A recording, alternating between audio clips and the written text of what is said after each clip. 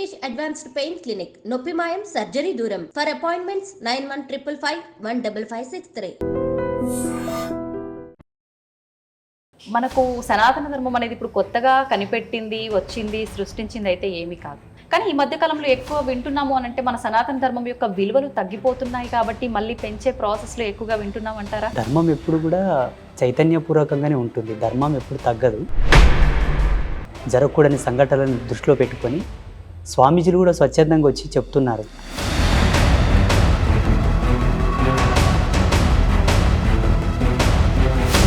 స్వామీజీ, ఇప్పుడు చాలామంది మనం భగవంతుడు అంతటా ఉన్నాడు అనుకున్నప్పుడు దేవాలయాలకి వెళ్ళటానికి కూడా ఇంట్రెస్ట్ లేకుండా చాలామంది క్షేత్రాల విషయానికి వస్తే మాత్రం ఖచ్చితంగా సంవత్సరంలో ఒకసారి 2 సార్లు వెళ్ళటానికి ఇష్టపడుతూ ఉంటారు. ఎందుకని? ఎక్కడైనా భగవంతుడే కదా, అక్కడికి వెళ్ళాలన్న ఆసక్తి ఎందుకు చూపుతారంటారు? భగవత్ శక్తిని, ప్రాకృతిక అంతర్గతంగా ఉండేటటువంటి ఈశ్వర చైతన్యమును ఒక చేత డిపాజిట్ చేయడానికి, పోగు చేయడానికి, ఒక చేత ఆవాహన చేయడానికి అదొక కేంద్రకమైనప్పటికీ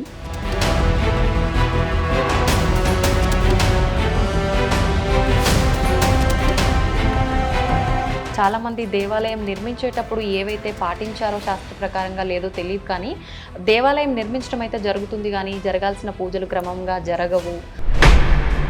పొద్దున కాసేపు తీసామా, హారతి ఇచ్చామా, వెళ్ళిపోయామా అనే టైప్లో ఉంటుంటాయి.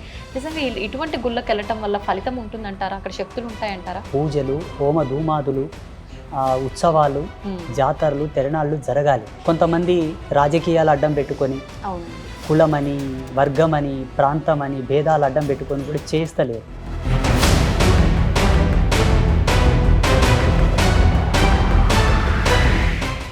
నమస్కారం, వెల్కమ్ టు ఐ డ్రీమ్. ధర్మ మార్గం విత్ విజిత కార్యక్రమానికి స్వాగతం.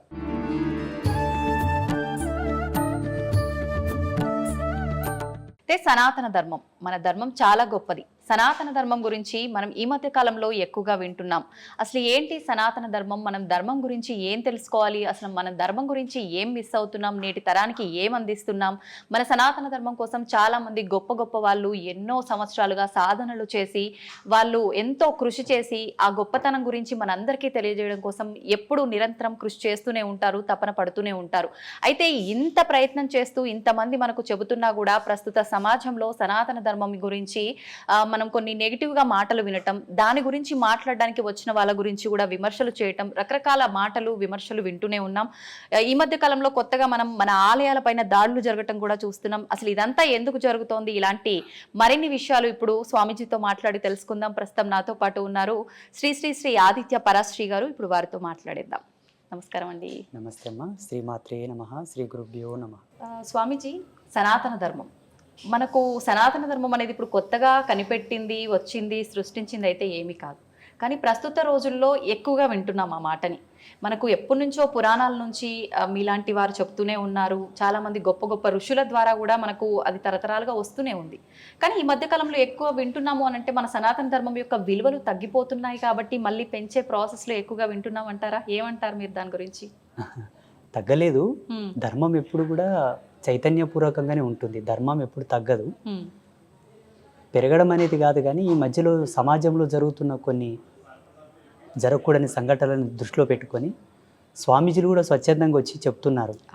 ఇది తప్పయ్యా, మీరు ఇలా ఉండండి, మన ధర్మం ఇంత గొప్పది, దాన్ని కాపాడండి, భావి తరాలకు ఇవ్వండి అని చెప్పడం ద్వారా అన్నిటికన్నా గొప్ప అంశం ఇక్కడ చెప్పుకోవాల్సిన విషయం, మీ ప్రశ్నకు తగు సూటిగా సమాధానం, సోషల్ మీడియా చాలా గ్రేట్ ఇప్పుడు. అవునండి. అప్పట్లో ఒక ప్రదేశంలో ప్రవచనాలు ఏర్పాటు చేసి 100 మందికి ధర్మం చెప్పేవాళ్ళం, జ్ఞానం చెప్పేవాళ్ళం. ఇప్పుడు ఇలా మాట్లాడడం ద్వారా కొన్ని లక్షల మందికి అంశం వెళ్తుంది, సబ్జెక్టు. ఇలా ప్రతి స్వామీజీ ముందుకు వచ్చి ధర్మ ప్రచారం చేయడం వలన అందరికి అది చెవిలో తాండవిస్తుంది. ఇప్పుడు ధర్మం ధర్మం ధర్మం ధర్మం అని. భావి తరాలకు అనుకోండి, ప్రపంచానికి, ప్రకృతికి, అందరికీ కూడా సనాతన ధర్మం చాలా అవసరం. ఇప్పుడు ఇది కార్తీక మాసం. అవునండి. కార్తీక మాసంలో కార్తీక దీపాలు పెట్టే కాన్సెప్ట్ ఉంది. ఇందులో ఎంత సైన్స్ ఉందంటే అసలు వాస్తవంగా అద్భుతం. వాతావరణ ప్రతికూల పరిస్థితిని క్రమబద్ధీకరించడానికి కార్తీక మాస ప్రవేశితంలో దీపాలు పెట్టే కాన్సెప్ట్ ఇచ్చారు మన వాళ్ళు. ప్రపంచ దేశాలంతా కూడా ఇప్పుడు గ్లోబల్ వార్మింగ్ పెరిగిపోతుందని, నేచర్ని ఎట్లా కూల్ చేయాలనే పనిలో పడ్డారు వాళ్ళు. ప్రకృతిక కాలుష్యాన్ని ఎట్లా నియంత్రించాలనే పనిలో పడ్డారు వాళ్ళు. ఉన్న పనులు పక్కకెట్టుకొని ఈ పనిలో పడ్డారు. ఇప్పుడు కొన్ని దేశాల్లో స్టార్ట్ అయింది, 1.5 year అవుతుంది స్టార్ట్ అయ్యి. మన దేశంలో ఆధ్యాత్మికతతో ముడికడుతూనే ప్రకృతిని క్రమబద్ధీకరిస్తూ మానవాళికి లాభాలు ప్రసాదించే కాన్సెప్ట్ మన వాళ్ళు అప్పటి నుంచే పెట్టారు. అన్ని రకాలుగా బ్యాలెన్స్ అనేది జరుగుతుంది. న్యాచురల్ సీడ్స్ నుంచి తీసిన ఆయిల్ని జ్యోతి వెలిగిస్తే తద్వారా కాంతి, ఆ కాంతి నుంచి కూడా ఒక అద్భుతమైనటువంటి లేజర్ థెరపీ అనేది నేచర్లో ఇన్పుట్ అవుతుంది. ఆ ధూమం నుంచి కూడా ధూమం గాలిలో కలవడం ద్వారా కూడా ప్రకృతి చల్లబడుతుంది.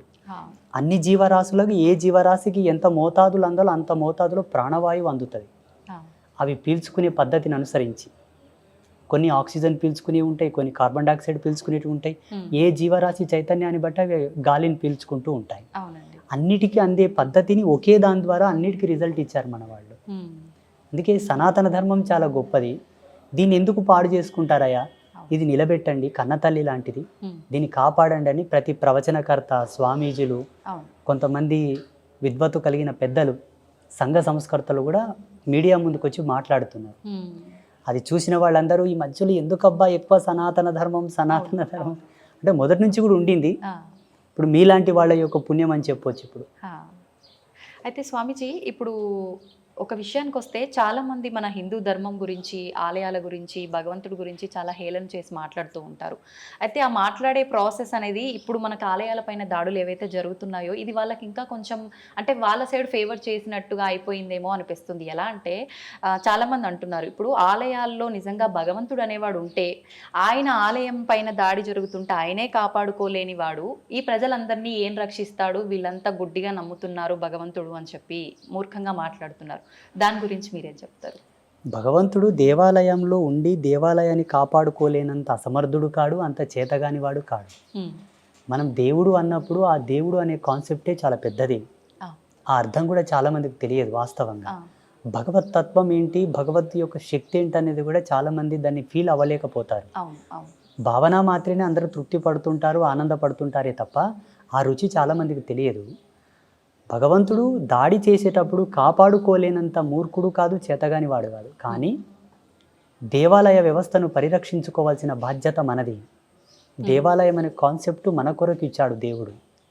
భగవంతుడు సర్వాంతర్యామి, ఈశ్వరుడు ఎప్పుడైనాను నిర్గుణుడు, నిరాకారుడు, సగుణ రూపంలోకి మనం తెచ్చాము. అంటే మనం ఒక ఆధారంగా ఒక దేవాలయ వ్యవస్థ, అందులో గర్భగుడిలో గర్భగృహం నందు భగవత్ ప్రతిష్ట, ఆ ప్రతిష్టలో కొన్ని టెక్నికల్ ఇన్స్ట్రుమెంట్స్ వాడడం అనేది కూడా మనం నిర్మించుకున్నది. అదొక భావనాత్రయం కోసం నిర్మింపబడినటువంటి వ్యవస్థ. మనము నిర్మించాము కాబట్టి కాపాడుకోవాల్సిన బాధ్యత మనదే. ఉదాహరణకి అందరికి అర్థం అవ్వాలంటే మన శరీరంలో ఇన్ని అవయవాలు ఉన్నాయి. ఉదాహరణకి చేతి ఉంది, మన శరీరంలో ఉన్నదే కదా చేతి కూడా ఒకటి పార్టే కదా. ఈ చేతు సడన్గా పడిపోతుంది, మన శరీరంలో ఉంది, మన చెయ్యి పడిపోతుంది కానీ ఎత్తలేము. మన చెయ్యే కదా, ఎందుకు ఎత్తలేము మనం? దానికి ఆ శక్తి అనేది లేదు, కోల్పోతుంది. ఈ పార్ట్, ఈ అవయవం మొత్తం శక్తిని కోల్పోవడం వల్ల, చైతన్యం కోల్పోవడం ద్వారా ఇది పని చేయకుండా పడిపోతుంది. మిగతా అవయవాలు పనిచేస్తాయి. భగవంతుడు సర్వంతర్యామినిగా ఉన్నప్పటికీ ఈ హక్కును మనకు వదిలేస్తాడు, కాపాడుకోరా నీకు అవసరమైతే అని. నీ యొక్క శక్తిని, నీ సృజనాత్మకమైన ధర్మాన్ని నేను చూడాలంటే నువ్వు కాపాడు.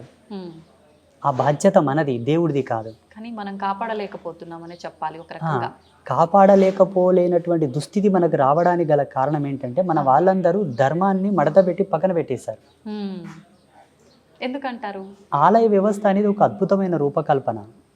వాస్తవంగా ఇంతటి డిజైనబుల్, ఇంతటి విజనరిటీ అనేది వేరే రిలీజియన్స్లో లేదు, మన దాంట్లో ఉంది. కారణం ఏంటంటే మన ఋషులు అంతా కూడా దీన్ని ఎకనామికల్ సర్క్యులేషన్ కింద తీసుకొచ్చారు. ఒక దేవాలయ వ్యవస్థలో ఆల్ క్యాస్టిజం అంటే అన్ని కులాల వాళ్ళు, అన్ని వర్గాల వాళ్ళు లాభం పొందడానికి ఒక ఫ్యాక్టరిజం అది. చాలా డెప్త్గా మన వాళ్ళు గుజుగూర్చారు వాటిని. చూడమది రోజు దేవాలయంలో పురోహితులకు జీతభత్యాలు వస్తుంటాయి. దేవాలయంకి వచ్చేవాళ్ళు దీపం వెలిగిస్తే అందులో ఆయిల్, ఆ పత్తి, పసుపు, కుంకుమ అవి తయారు చేసే ఫ్యాక్టరీలో ఎంతోమంది పనిచేస్తుంటారు. వాటిని అమ్మే వాళ్ళకు ఉపాధి దొరుకుతుంది. వీటి వల్ల నేచర్కి ఎటువంటి ఎఫెక్ట్ ఉండదు. ఇంకా ఈ పూజల ద్వారా నేచర్ సస్యశ్యామలంగా క్రమబద్ధీకరించబడుతుంది. దేవత యొక్క చైతన్య శక్తి ఉద్వత్తుకి వెళ్ళిన తర్వాత మానవాళి అంతా కూడా సస్యశ్యామలంగా ఉంటారు. వాళ్ళ ఆలోచన విధానం, వాళ్ళ దార్శనికత కూడా పాజిటివిటీ వైపు వెళ్తూ ఉంటుంది. అక్కడ దేవాలయంలో చేసే పూజా విధానం తాలూకు వివరాలు, అట్లా ప్రతిదీ కూడా లాభమే ఉంటుంది. మన సనాతన ధర్మంలో దేవాలయాన్ని కాపాడుకోవాల్సిన బాధ్యత, దేవాలయ పరిరక్షణ, సంఘ సంస్కర్తలతో కూడుకున్నటువంటి నిర్ణయం, మన నిర్ణయం, అందరి నిర్ణయం. ఇది దేవుడికి వదిలివేయకూడదు. వదిలివేయడం కూడా మూర్ఖత్వం. ఎందుకో నాకు చాలా చిన్నగా అనిపిస్తుంది, దేవుడు కాపాడుకోలేదా, దేవుడు కాపాడుకోలేడా అంటే. అనంత శక్తిని ఈ తుచ్చమైన దాడితో పోల్చకూడదు అనుకుంటాను నేను. నిజమే అండి. ఆ అవసరం వస్తే ఆయన వస్తాడు, వాడిని ఏం చేయాలో అది చేస్తాడు, అది జరుగుతుంది. అట్లా అనుకుంటే ఒక ఎగ్జాంపుల్ చెప్తాను నేను. గాన్గాపూర్కు దగ్గరలో ఒక అమ్మవారి దేవాలయం ఉంది, ఒక చిన్న పల్లెటూరులో. అక్కడ ఉండే వాళ్ళంతా మహారాష్ట్రియన్స్ కదా, మరాఠీ వాళ్ళు. అయితే పరస్పరమైనటువంటి గొడవలు జరిగి మా పొలం గుండా దేవాలయంకి వెళ్తున్నారని చెప్పి ఆ దేవాలయమే కూల్చివేస్తే అక్కడ ఎవరు వెళ్ళరు కదా అని చెప్పేసి ఆ పక్క పొలం ఆయన వెళ్ళి ఆ గుడిని కూల్చడానికి వెళ్ళాడు. గుణపం వేయగానే ఆయనకు ఒక కరెంట్ షాట్ తగిలేసి ఆయనకు ఫిట్స్ వచ్చినలాకై పడిపోయాడు. నోట్లో నుంచి నురుగు వచ్చి పడిపోయాడు. హాస్పిటల్ తీసుకెళ్లే లోపు ఆయన చనిపోయాడు. అక్కడ షాక్ సర్క్యూట్ ఏమైనా జరిగిందేమో అని చెప్పేసి టెస్టులు చేశారు, కానీ అక్కడ కరెంటే లేదు. అడవి, చేళ్ల పొలాల మధ్యలో ఉండే ఒక అడవి. మరి ఎలా జరిగిందయ్యా అనేది ఇంతవరకు ఎవరు అర్థం కాలేదు. ఇంకా అర్థం కాకపోవడానికి ఏముంది స్వామిజీ, అక్కడ భగవత్ శక్తి. అప్పటి నుంచి ఆ దేవాలయానికి వెళ్ళే వాళ్ళ సంఖ్య పెరిగింది, పూజల సంఖ్య పెరిగింది, అక్కడ జాతరలే జరగడం మొదలుపెట్టాయి. ఇప్పుడు ఇలా చాలా జరుగుతున్నాయి. మనం ఒకటి గ్రహించాల్సింది ఏంటంటే, ఆలయ వ్యవస్థను సద్ధర్మానుసారంగా నిర్మిస్తున్నారా అంటే ఆచారం ప్రకారం భగవంతుడు ప్రాణహితముతో, ప్రాణ చైతన్య శక్తితో అక్కడ ప్రతిష్ఠించబడుతున్నాడా? It's point. ఎన్ని మంత్రోక్త సంయుక్తంగా దేవుని కూర్చోబెట్టాలి, ఏ పద్ధతితో కూర్చోబెట్టాలని ఆగమాది పద్ధతులతో పూజలు చేసి ప్రతిష్ఠిస్తున్నారా? ఏదో వాళ్ళకు తోచిన పంచోపచార షోడశోపచార పూజలు చేసి ప్రతిష్ఠిస్తున్నారు అన్నది కూడా పాయింటే. రూపమాత్రకంగా దేవాలయము దేవుడు, కానీ అసలైన పద్ధతితో కనుక దైవ స్థాపన జరిగితే మనం టచ్ చేయడానికి కూడా భయపడాల్సిన అవసరం వస్తుంది. అంటే మనం స్థాపించేటప్పుడు చేసే ఆ సాంప్రదాయాలు పద్ధతుల ప్రకారమే అక్కడ శక్తి కొలువై ఉంటుంది. 100%. మళ్ళీ స్వయంభూ దేవాలయాలకు అది అవసరం లేదు. వాళ్ళకుగా వాళ్ళు ఉద్భవించి ఉంటారు కాబట్టి ఆటోమేటిక్గా అక్కడ పవర్ ఉంటుంది. అయితే స్వామీజీ, ఇప్పుడు చాలామంది మనం భగవంతుడు అంతటా ఉన్నాడు అనుకున్నప్పుడు దేవాలయాలకి వెళ్ళటానికి కూడా ఇంట్రెస్ట్ లేకుండా చాలామంది క్షేత్రాల విషయానికి వస్తే మాత్రం ఖచ్చితంగా సంవత్సరంలో ఒకసారి 2 సార్లు వెళ్ళటానికి ఇష్టపడుతూ ఉంటారు. ఎందుకని? ఎక్కడైనా భగవంతుడే కదా, అక్కడికి వెళ్ళాలన్న ఆసక్తి ఎందుకు చూపుతారంటారు? మనకు సమ్ కైండ్ ఆఫ్ నాలెడ్జ్ కావాలంటే యూనివర్సిటీకి వెళ్తాం, కాలేజ్కి వెళ్తాం. పోనీ ఇంట్లో చదువుకున్న చదువే, కాకపోతే అదొక అద్భుతమైన ప్రదేశం విద్యను ఆర్జించడానికి. అలాగే భగవత్ శక్తిని, ప్రాకృతిక అంతర్గతంగా ఉండేటటువంటి ఈశ్వర చైతన్యమును ఒక చేత డిపాజిట్ చేయడానికి, పోగు చేయడానికి, ఒక చేత ఆవాహన చేయడానికి అదొక కేంద్రకమైనప్పటికీ అక్కడి నుండి లోక కళ్యాణయుక్తమైన చైతన్య శక్తిని ప్రసరింపజేయడానికి అది అనువైన ప్రదేశం. ఇంకొక పద్ధతులు చెప్పాలంటే, మన ఇళ్ళలో కూర్చొని జపతపాదులు చేసుకోవచ్చు, ఇంట్లో పూజా గదిలో కూడా పూజలు చేసుకోవచ్చు. ఇది పుణ్యమే, పురుషార్థమే. ఇంతకన్నా మించిన శక్తి మనకి ఏదైనా అవసరం అనుకుంటే దేవాలయానికి వెళ్ళాలి. సమ్ ఎనర్జీ లెవెల్స్ అవి. దేవాలయంలో స్వచ్ఛత ఉంటుంది, పరిపూర్ణత ఉంటుంది, పవిత్రత ఉంటుంది, నిత్య శుద్ధ సంభానం ఉంటుంది. అక్కడ నిత్య శుద్ధ సంభానం అంటే భగవంతునికి అంత శాస్త్రోక్తిగా పూజలు జరుగుతూ ఉంటాయి అక్కడ. ఉదాహరణకు చెప్పాలంటే అక్కడ మరణ సంకేతాలు ఉండవు, సావు సమృత అనేది అక్కడ ఉండదు, డెలివరీస్ అక్కడ జరగవు, శౌచం అనేది అక్కడ ఉండదు. అది స్థాపించినప్పటి నుండి భూమి అంతమయ్యే వరకు అక్కడ పవిత్రతనే ఉంటుంది. కాబట్టి దేవాలయ దర్శనం ఆత్మ దర్శనంతో సమానం. ఇప్పుడు లైవ్లో మనం సోల్ని బయటికి తీసి మాట్లాడలేము కదా, ఆత్మతో సంభాషించలేము కదా. దేవాలయ దర్శనం ఆత్మ సంభాషణ సంయుక్తం. భగవంతుడికి మనకు మధ్యలోన లైవ్లో మనం దేవునితో మాట్లాడినట్టుగా అక్కడ మనకు సిగ్నల్ ఉంటుంది. ఇంట్లో మనకు అది దొరకదు, ఎంత ప్రయత్నించినా దొరకదు. తప్పకుండా దేవాలయ దర్శనం చేస్తే మనకు ఒకసారి పరీక్ష చేసుకున్నట్టు లెక్క. ఆత్మ విమర్శ అనుకోండి, ఆత్మ పరీక్ష అనుకోండి, కానీ తప్పకుండా దేవాలయ దర్శనం చేయాలి. అయితే ఇప్పుడు మీరు ఇందాక అన్నట్టుగా చాలామంది దేవాలయం నిర్మించేటప్పుడు ఏవైతే పాటించారో శాస్త్ర ప్రకారంగా లేదో తెలియదు కానీ దేవాలయం నిర్మించడం అయితే జరుగుతుంది కానీ జరగాల్సిన పూజలు క్రమంగా జరగవు.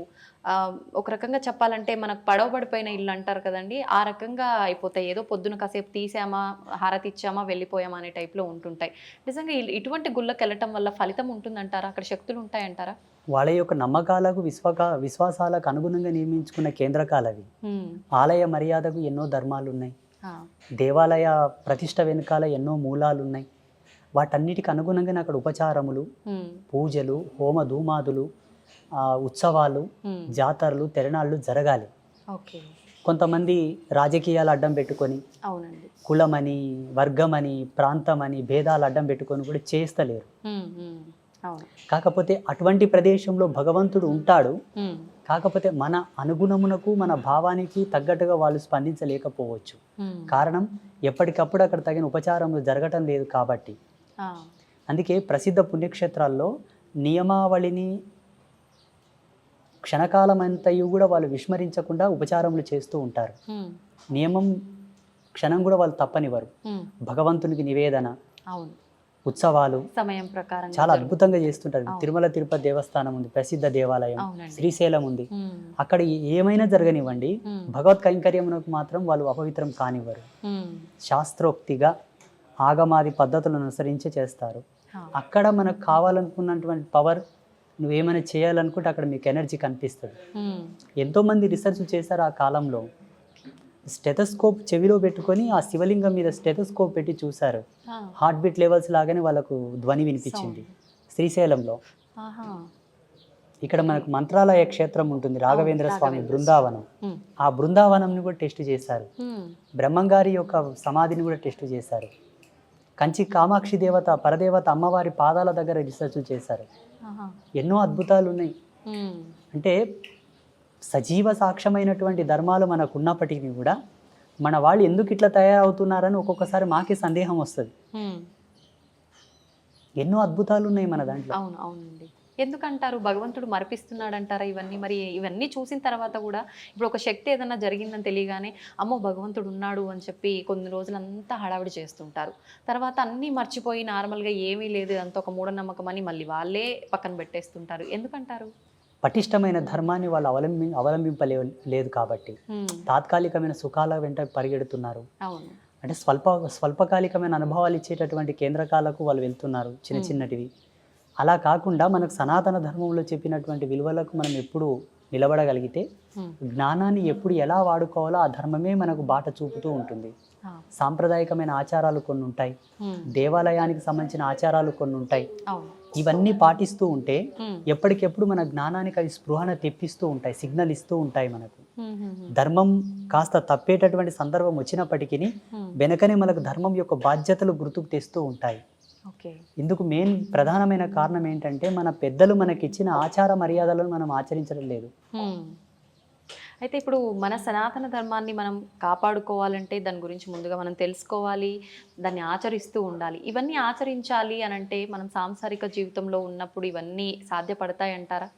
అసలు ప్రతిదీ కూడా సంసారికుల కోసమే పెట్టారు. సనాతన ధర్మంలో సన్యాసుల కోసం తక్కువ ఉన్నాయి.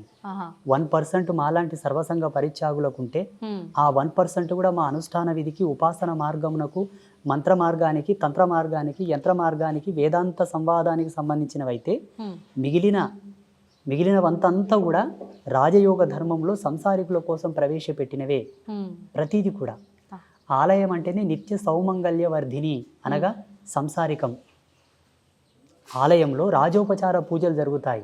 అవి గృహస్థులకు సంబంధించింది, సన్యాసులకు సంబంధించింది కాదు. సన్యాసులకు సంబంధించినటువంటి మార్మికతను, ఆ శోధనను వాళ్ళు రహస్యంగా ఉంచుకున్నారు, గ్రాంధికంగా చేయలేకపోయారు. ఒక సన్యాసి సన్యసించాలంటే సన్యాసోపనిషత్తు ప్రకారంగా సన్యసించాలి. మిగిలిన ఉపనిషత్తులన్నీ కూడా మానవాళి కోసమే. మానవాళి అంటే అంతయు సమూహం, సంఘ సమాజం కోసమే. అందులో అందరూ పెళ్లిళ్ళు చేసుకుని పిల్లలుగానే వాళ్ళే ఉన్నారు. అంత ధర్మమంతా వాళ్ళ కోసమే వడగట్టి ఇచ్చారు ఋషులందరూ. అంటే మనకు మన ధర్మాన్ని ఆచరిస్తూనే మనకు కొన్ని నియమాలు పెట్టి నియమాల ప్రకారంగా ఇవి ఆచరించవచ్చు అని చెప్పి అన్ని రకాల విధానాలు కూడా మనకు తెలియజేశారు. కానీ తెలియజేశారు. ప్రతి ఒక్కరు కూడా ఏంటంటే కొన్ని రకాల అమ్మో ఇన్ని నియమాలు పాటించాలా, ఇంత కఠినంగా ఉండాలా ఆధ్యాత్మికత అనగానే అని చెప్పి చాలా మంది దూరంగా ఉండే వాళ్ళు కూడా ఉన్నారు వీటి వల్లే. ఉండాలి. ఇప్పుడు చూడండి, మీకు ఒక ఎగ్జాంపుల్ చెప్తాను. నేను మొన్న హైదరాబాద్లో వీసా కన్సల్టెన్సీ వాళ్ళు నాకు అమెరికా వెళ్ళడానికి ఇంటర్వ్యూ కోసం పిలిచారు. లోపలికి వెళ్ళగానే వాళ్ళ ఫార్మాలిటీస్ వాళ్ళు చూస్తారు కదా, ఫైల్స్, పాస్పోర్ట్ అంతా చూసారు. ఆ చెకింగ్ ఉంటుంది అక్కడ. ఆ మెటల్ డిటెక్టివ్ పట్టుకొని చూస్తే ఇవి తీయమన్నారు, ఈ బేడీలు తీయమన్నారు, కాళ్ళకున్న బేడీలు తీయమన్నారు, మాలలు తీయమన్నారు, ట్రేలో పెట్టి స్కానర్లో వేయమన్నారు. నేను అన్నాను, సాంప్రదాయకంగా ఉంచుకున్నామండి, వీటిని తీయకూడదు అన్నాను. ఇదర్ ఓ సబ్ నై చల్తా, నికాల్కే రఖో వహా పర్. తీయాల్సి వచ్చింది. మరి అంటే వాళ్ళ ఫార్మాలిటీస్, వాళ్ళ నియమాలు వాళ్ళకు ఉంటాయి. మనం పాటించాలి, తప్పదు. అన్ని తీసి అందులో పెట్టి అక్కడ స్కాన్ అయిన తర్వాత ముందుకు వెళ్ళినాక మళ్ళీ ఇస్తే అన్ని తొడుక్కొని వెళ్ళాను, ఇంటర్వ్యూకి వెళ్ళాను, వీసా ఇంటర్వ్యూకి వెళ్ళాను. అక్కడ వాళ్ళ నియమాలు వాళ్ళకి ఎట్లున్నాయో, జీవధర్మ సిద్ధాంతం మీద మన ఋషులు కొన్ని కోట్ల సంవత్సరాల నుంచి రీసెర్చ్లు చేశారు. ఒక వ్యక్తి ఒక సమస్య చేత పీడితుడు అవుతున్నాడంటే ఎందుకు పీడితుడు అవుతున్నాడు ఈయన, ఎందుకు వ్యాధిగ్రస్తుడు అవుతున్నాడు, ఎందుకు సంసారికంగా ఈ మెంటల్ స్ట్రెస్కు గురి అవుతున్నాడని చాలా లోతుగా ఆలోచన చేసి వాటికి అనుగుణమైనటువంటి సాంప్రదాయకమైన ఆచారాలను నిలబెట్టారు. దీన్ని పాటించండి, ఇది రాదు, దీన్ని పాటించండి, ఇది రాదు. మీరు స్వస్థత పొందుతే కాక మీ నుంచి వచ్చే సంతానం స్వస్థత పొందుతుంది, భావితరాలు చల్లగా ఉంటారు అని ఒక ఆచారాన్ని ప్రవేశపెట్టారు మన వాళ్ళు. మన మంచి కోసమే. వాళ్ళు తెలివి లేని వాళ్ళు కాదు, పని పాట లేని వాళ్ళు కూడా కాదు. మళ్ళీ సమాజ హితం కొరకు, సమాజ శ్రేష్టత్వం కొరకే వీటన్నిటిని దర్శించి తీసిచ్చి మనకిచ్చారు. ఇప్పుడు మనకు అవి కన్ఫ్యూజన్ అయిపోయినాయి. అవునండి. మనకు అంటే ఇప్పుడు రకరకాల స్వామీజీలు వస్తున్నారు. ఎవరు నిజమో ఎవరు అబద్ధమో తేల్చుకోలేని పరిస్థితుల్లో ఉన్నాము. ఒకరెవరైనా వచ్చి ఏదైనా చెప్పారు, అరే బాగుంది, నిజంగా నమ్మేటట్టుగా ఉంది, నిజం చెప్తున్నారని నమ్మి ఆచరిద్దాం అనుకునే లోపు ఇంకెవరో వచ్చి ఇంకో రకంగా చెప్తారు. అసలు ఇదంతా ఎందుకు, వదిలేసి మనకు తోచినట్టు మనం ఉందామనే పోకడ ఎక్కువైపోయింది స్వామీజీ. ఎగ్జాక్ట్లీ మీరు చెప్పింది సత్యం, అక్షర సత్యం. దీంతో మేము ఏకీభవిస్తున్నాము. ఇక్కడ ప్రతి ఒక్కరూ గమనించవలసింది ప్రేక్షకులు ఏంటి అంటే, వారిలో సాంప్రదాయికత ఉండాలి. సాంప్రదాయ అనుసంధానంగా వాళ్ళ డ్రెస్ కోడ్ ఉందా లేదా, ఫస్ట్ పాయింట్. సాంప్రదాయ అనుసంధానంగా తిలకధారణ ఉన్నదా లేదా, సాంప్రదాయక అనుసంధానంగా వాళ్ళు మాలాధారణ, మెల్లో మాలలు, బొట్టు, కట్టు, వాళ్ళ మాట తీరు, వాళ్ళు కొలిచే దేవత, ఆ దేవతలు ఉగ్రదేవతల, శాంతమూర్తుల, క్షుద్రదేవతల, కొత్త కొత్త దేవతలను ఎవరైనా తెచ్చిపెట్టారా, ఇవన్నీ చూసి శాస్త్రీయంగా, ఆధ్యాత్మిక శాస్త్రీయంగా అక్కడ మా వాళ్ళు చెప్పే దేవతలు అక్కడ ఉంటే మీరు వాళ్ళని ఫాలోఅప్ చేయొచ్చు. వాళ్ళ యొక్క వేషధారణ అనుకోండి, కట్టుబొట్టు, ఆచార మర్యాదలు అనుకోండి, శాస్త్రంలో లిఖించినవై ఆ ముందు తరాల్లో ఎవరైనా గురువులు చెప్పి ఉన్నవైతే మీరు వాళ్ళని విశ్వసించవచ్చు. విభిన్నమైనటువంటి భావాలతో కొత్త కొత్తగా కొన్ని ఏర్పాటు చేసే వాళ్ళు వస్తుంటారు కదా, దయచేసి వాళ్ళని నమ్మొద్దు, వాళ్ళని నమ్మొద్దు. మీరు పుణ్యము పొందరు, పురుషార్థము పొందరు, టైం వేస్ట్ అవుతుంది తప్పిస్తే ఆధ్యాత్మికంగా మీరు ఏ రిజల్ట్ సాధించలేదు, సాధించరు. ఇవి ప్రధానమైనటువంటి గుర్తులు. నేను ప్రతి ఒక్కరికి అదే చెప్తుంటాను. స్పిరిచువల్గా మీరు గ్రోత్ అవ్వాలి, డెవలప్ అవ్వాలనుకుంటే మన ఋషులు ఇచ్చినటువంటి పరంపరను మీరు ఫాలోఅప్ చేయండి. ఇప్పటి వరకు స్వామీజీలు, యోగులు ఇలాంటి వాళ్ళే అబద్ధంగా మన ముందుకు వస్తున్నారు అనుకునే స్థితి నుంచి అఘోరీలు కూడా వీళ్ళు నిజమా కాదా అనే స్థితికి కూడా వచ్చేసామండి. ఇప్పుడు గత కొద్ది రోజులుగా, కొన్ని నెలలుగా ఒక లేడీ అఘోరీ మనందరి ముందు కూడా అఘోరీని అని చెప్పి తిరగటం అయితే చూసాం. ఇప్పటి వరకు జనాలందరిలో అఘోరీ అనంటే వాళ్ళు ఎక్కువగా జనాల మధ్యలోకి రారు. ఏదైనా అవసరం కొద్ది కుంభమేళాలు అలాంటి వాటికి సంబంధించిన వాటికి మాత్రమే వస్తారు. వాళ్ళు మళ్ళీ ఎలా వచ్చారు, ఎలా వెళ్ళారో కూడా తెలియదు, అదృశ్యమైపోతారు, మనకు కనిపించరు, ఇలా వింటుంటాం. అది ఎంతవరకు వాస్తవమో తెలియదు. కానీ తను వచ్చిన తర్వాత అన్ని మీడియా ఛానళ్ళకి వీడియోస్ ఇవ్వటము, మరి తను ఇష్టంగా ఇచ్చిందా, మీడియా బలవంతం చేస్తే ఇచ్చిందా, ఇదంతా భగవంతుడికే తెలియాలి. కానీ రకరకాలుగా హడావిడి అయితే జరిగిపోయిందండి. నిజంగా మీ ఉద్దేశం ప్రకారంగా ఒక అఘోరీ అంటే ఎలా ఉండాలి, తను నిజంగా కరెక్టే అంటారా? వారి అభిమతం ప్రకారంగా వారు కరెక్ట్ అనుకోవచ్చు. ఎవరి యొక్క సాంప్రదాయ స్వేచ్ఛను, ఎవరి అభిమతాన్ని కాదనే హక్కు ఎవరికి లేదు. ప్రతి ఒక్కరి క్రియా స్వేచ్ఛ ఉన్నది, భావ స్వేచ్ఛ ఉన్నది, వ్యవహార స్వేచ్ఛ ఉన్నది. రాజ్యాంగం మనకిచ్చిన హక్కు. ఎవరికి ఇష్టమైన పద్ధతులు వాళ్ళు ఉండవచ్చును.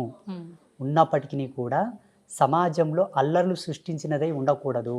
ఇది వాస్తవం. నీకును ఇబ్బంది కలగకూడదు, నీ పొరుగు వారికి ఇబ్బంది కలగకూడదు. అవును. అట్టి అలవాటు అట్టి సాంప్రదాయం నీకు నచ్చిందని పొరుగు వారికి ఇబ్బంది కలిగించేది మనకు అవసరం లేదని కూడా రాజ్యాంగం చెప్పింది మనకు.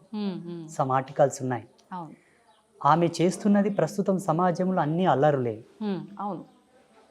అది సనాతన ధర్మానికే విఘాతం. మాలాంటి సాధువులను రేపు భావి తరాల వాళ్ళు ప్రశ్నించేటటువంటి సందర్భం. కరెక్ట్ అండి. అఘోర సాంప్రదాయానికి కొన్ని చిన్న టిప్స్ ఉంటాయి, నేను చెప్తాను. ఒక యువకుడు కానీ ఒక యువతి కానీ అఘోరిగా వాళ్ళు దీక్ష తీసుకున్నప్పటి నుంచి వాళ్ళు శివైక్యం చెందే వరకు ఈ గోర్లు కత్తిరించకూడదు, వెంట్రుకలు కత్తిరించకూడదు, శరీరంలో ఎక్కడ కూడా నో సేవింగ్. శివైక్యం అంటే వాళ్ళ సాధన కంప్లీట్ అయ్యే వరకు, మరణాంతరం వరకు, ఓ శివుడిలో ఐక్యమయ్యే వరకు. వాళ్ళు ఎక్కువ రుద్రాంశ సంభూతులుగా విరాజిల్లుతూ ఉంటారు కాబట్టి ఆ కాలరుద్రుల్లో వాళ్ళు కలిసిపోయేంత వరకు గోర్లు తీయరు, గోర్లు కట్ చేయకూడదు, షేవింగ్ లాంటివి చేసుకోకూడదు, జటాజూటం వదిలిపెట్టాలి, అసలు స్నానం చేయకూడదు, మేలు నీళ్లతో శరీరాన్ని తడపరు ఒక్క కుంభమేళ సమయమునందు తప్ప. స్నానాదులు వాళ్ళకు లేవు. వాళ్ళు కేవలం భస్మ స్నానమే చేయాలి, అది కూడా అర్ధరాత్రి 12 నుంచి 1 మధ్యలోనే. అర్ధరాత్రి 12 నుంచి 1 మధ్యలో భస్మ స్నానం చేయాలి. సూర్యోదయ సమయం నందు భస్మం పులుముకోకూడదు వాళ్ళు, అది కూడా శవభస్మము మాత్రమే. సంసారికుల కళ్ళలో పడకుండా శవభస్మాన్ని తీసుకోవాలి, దానికి పవర్ ఎక్కువ ఉంటుంది. ఇట్లా పాపిష్టి కళ్ళతో 10 మంది చూస్తున్నాగా శవభస్మం తాకరు వాళ్ళు.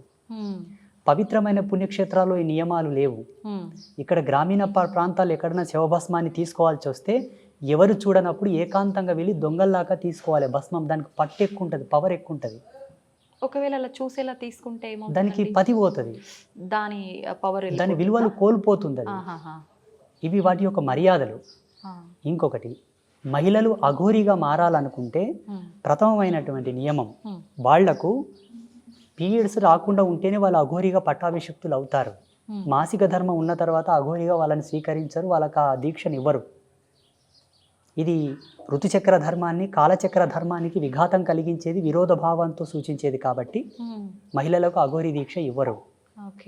ఇంకొకటి, ప్రస్తుతం సమాజంలో ఆమె చేస్తున్నటువంటి క్రియాకలాపాలు అనుకోండి, చేష్టలు అనుకోండి, ఇవి కొంతవరకు మాకు ఎందుకో ఇబ్బంది కలిగించేవిగా పరిణమిల్లుతున్నాయి సమాజంలో. మాలాంటి స్వామీజీలకు అందరికీ, మీలాంటి వాళ్ళందరూ మాలాంటి వాళ్ళని ప్రశ్నిస్తున్నారు. ఇప్పుడు ఏమయ్యా, ఇదేనా మీ హిందూయిజం? ఇదేనా మీ సనాతన ధర్మం? చూడండి, ఇంతటి అల్లరి చేష్టలతో కూడి ఉన్నదా మీ ధర్మం అంటున్నారు. అందుకే సమాజంలో చట్టం ఎలా ఉందో సర్వమానవాళికి అందరికి కూడా ఏదన్నా ఒకటి అసాంఘిక కార్యకలాపం గనక సమాజంలో ఎవరన్నా చేస్తే వెంటనే పోలీసులు వచ్చి యాక్షన్ తీసుకుంటారు. ఎవడన్నా తాగి అల్లరి చేసినా, ఎవరినన్నా కొట్టినా, ఏదన్నా జరిగిన వెంటనే పోలీసులు అక్కడికి వచ్చి దాన్ని క్రమబద్ధీకరిస్తారు. ఆధ్యాత్మికతకు ఫ్రీడమ్ ఎక్కువ ఉంది సమాజంలో, స్వతంత్రత ఉన్నది వాళ్ళకి. పోనీ స్వతంత్రం అందరికీ ఉందంటే మాలాంటి వాళ్ళకి లేదు. మళ్ళా మేము ఎక్కడైనా ఒక స్టేజ్ ప్రోగ్రామ్ చేసి జ్ఞాన విజ్ఞాన సభలు ఏర్పాటు చేసి జనాలను పరివర్తన వైపు తీసుకొస్తుంటే మాకు ఆంక్షలు పెడతారు, మీరు ఇక్కడికి రాకూడదు, ఇక్కడ మీటింగ్ పెట్టకూడదు, ఇక్కడ ప్రవచనాలు పెట్టకూడదని. అటువంటి వాళ్ళని అడ్డుకోరు. అంటే కారణం ఏంటంటే ప్రతిదానికి ఒక చట్టం ఉన్నట్టు స్పిరిచువాలిటీ కూడా ఒక చట్టం తీసుకురావాలి. దానికి ఒక ధర్మాసనం ఏర్పాటు చేయాలి. భారతదేశం మొత్తం ఒక ధర్మాసనం ఏర్పాటు చేసి ఒక పెద్ద మనిషిని పెట్టాలి, ఎవరన్నా ఒకరిని. ఇటువంటి చిల్లర చేష్టలు ఎక్కడ జరిగినా వారి కేంద్రకంగా యాక్షన్ తీసుకునేటటువంటి రూల్ గవర్నమెంట్ తీసుకురావాలి. అయితే చాలామంది తను నిజమే అని చెప్పి అఘోరి దీక్షలు తీసుకునేటప్పుడు, సాధన చేసేటప్పుడు కొన్ని సంవత్సరాల పాటు వాళ్ళు సాధన చేసిన తర్వాత వాళ్ళకు ఒక ఐడెంటిటీ కార్డు లాంటిది వస్తుందని చెప్పి, తన దగ్గర అది ఉంది అని చెప్పి తను పుర్రెలో తినటము ఇవన్నీ చూసి చాలామంది నిజంగా తను అఘోరినే అని చెప్పి చెప్పడం వింటున్నాం కదా, దాని గురించి మీరు ఒక 1 year 2 years మీరు ఆగి చూడండి ఆమె పరిస్థితి ఎలా అవుతుందో. దైవత్వం ఆడంబరం కాదు, దైవత్వం ప్రదర్శన కాదు, దైవత్వం దికావత్ కాదు. అగర్ దీని ఆడంబర స్థితికి ఆటవికంగా కనుక మనం తీసుకుంటే దైవమే కాలనాగై కాటి వేస్తుంది, జాగ్రత్త. నాకైనను అది షరతే, నాకైనను. బ్రహ్మలకైనది తగలేదు కదా. అవునండి. ఆమె సత్యమంతురాలా పవిత్రురాలా అన్నది మీరు నేను తర్కించుకోవాల్సిన విషయం కాదు. భగవంతుడు అటువైపు ఉన్నది ఒక యాంకర్, ఇటువైపు ఉన్నది ఒక సన్యాసి, బాల సన్యాసి, ఆ జన్మాంత బ్రహ్మచారి. నాలాంటి యోగంలో సమబుద్ధి ఉంటే తర్కించుకోవచ్చు, చర్చ చేసుకోవచ్చు యోగ మూలాలను అనుసరించి.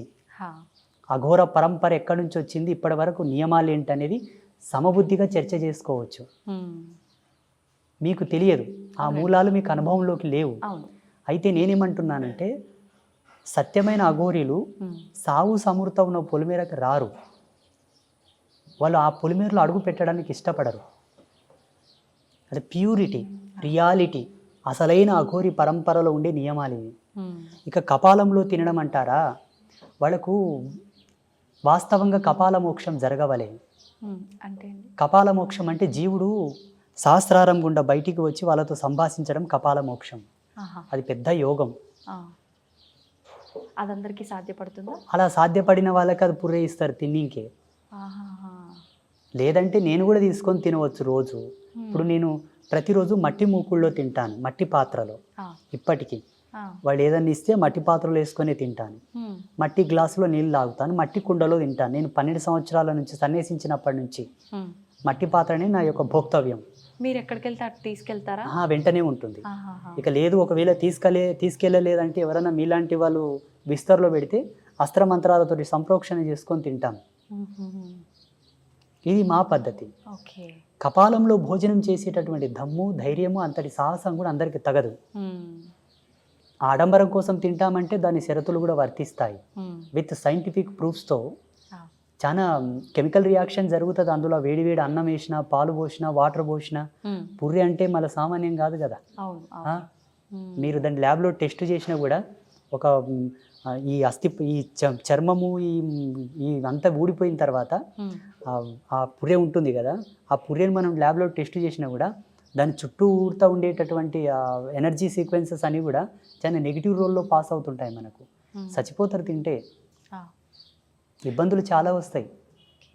ఇప్పుడు మీలాంటి వాళ్ళు చెప్పినప్పుడు, ఇలాంటివి విన్నప్పుడు నిజమే కదా, ఇవన్నీ విన్న తర్వాత అఘోరి లాంటి ఇలా ఉండరేమో కదా, తను నిజం కాదు అనే ఒక ఆలోచన వచ్చిన వెంటనే తను చేసిన కొన్ని పనులు చూస్తుంటే, అంటే ఇప్పుడు మానవ మాతృలకు మాత్రం ఇంకొక మనిషి మాంసాన్ని తినడం సాధ్యపడదు. అది ఎంతో ఆమె రెగ్యులర్ మాంసం తింటుందా, లేకపోతే ఎప్పుడన్నా కెమెరా ముందు గింత తినిందా? మీరు ఒక పని చేయాలి. నేను ఒక విషయం చెప్తానండి. మన ఐ డ్రీమ్ మీడియా ద్వారా ఇక్కడ అఘోరి టాపిక్ వచ్చింది కాబట్టి ఆమెతో ఒప్పించి 24 గంటలు ఒక లైవ్ కెమెరాని ఆమె ఒక కెమెరామెన్ ఆమె ఏడ ఉంటుంది, ఏం చేస్తుంది అబ్జర్వ్ చేయమని చెప్పండి. మలమూత్ర విసర్జన అనేది అఘోరీలకు ఒక పెద్ద సాహసం. మీకు తెలియదు అంటే, అందుకే నేను చెప్పాను ఈ సంభాషణ మీకు తగదు. ఇప్పుడు చూడండి, నేను ఏకవస్త్రధారినై, కుట్టని బట్ట, ఏకవస్త్రధారణతో ఉండి, జటాజూటముతో ఉండి, ఒక సాంప్రదాయకంగా ఉండే ఈ జీవన విధానాన్ని, ఈ జీవన సరళిని, ఈ నైపుణ్యశీలతను క్రోడీకరించి విశదీకరించాలంటే అది విద్వత్తు శిఖామణులకే సాధ్యం. మీకు అర్థం కాదు. ఇప్పుడు మీరు చీర కట్టుకున్నట్టు నేను చీర కట్టుకున్నట్టే ఉన్నాము, అలాగే కొడుతుంది చూసేవాళ్ళకు. బట్ ఇది సాంప్రదాయంలో ఒక భాగం. మీరు సువాసిని సాంప్రదాయంలో మీది ఒక భాగం. ఆమె గురించి టాపిక్ మనం ఎంత మాట్లాడుకున్నా ఎటు సాగనిది అవుతుంది. ఇది అది అటు సావదు, ఇటు బ్రతకదు. అంతే. మా బోటి వాళ్ళకు తెలుసు ఆమెని వాస్తవమా అవాస్తవం అన్నది. కానీ ఒకటి మాత్రం నాకు బాగా నచ్చింది ఆమె లోపల. ఒకటి బాగా నచ్చింది, సనాతన ధర్మం జై అంటుంది.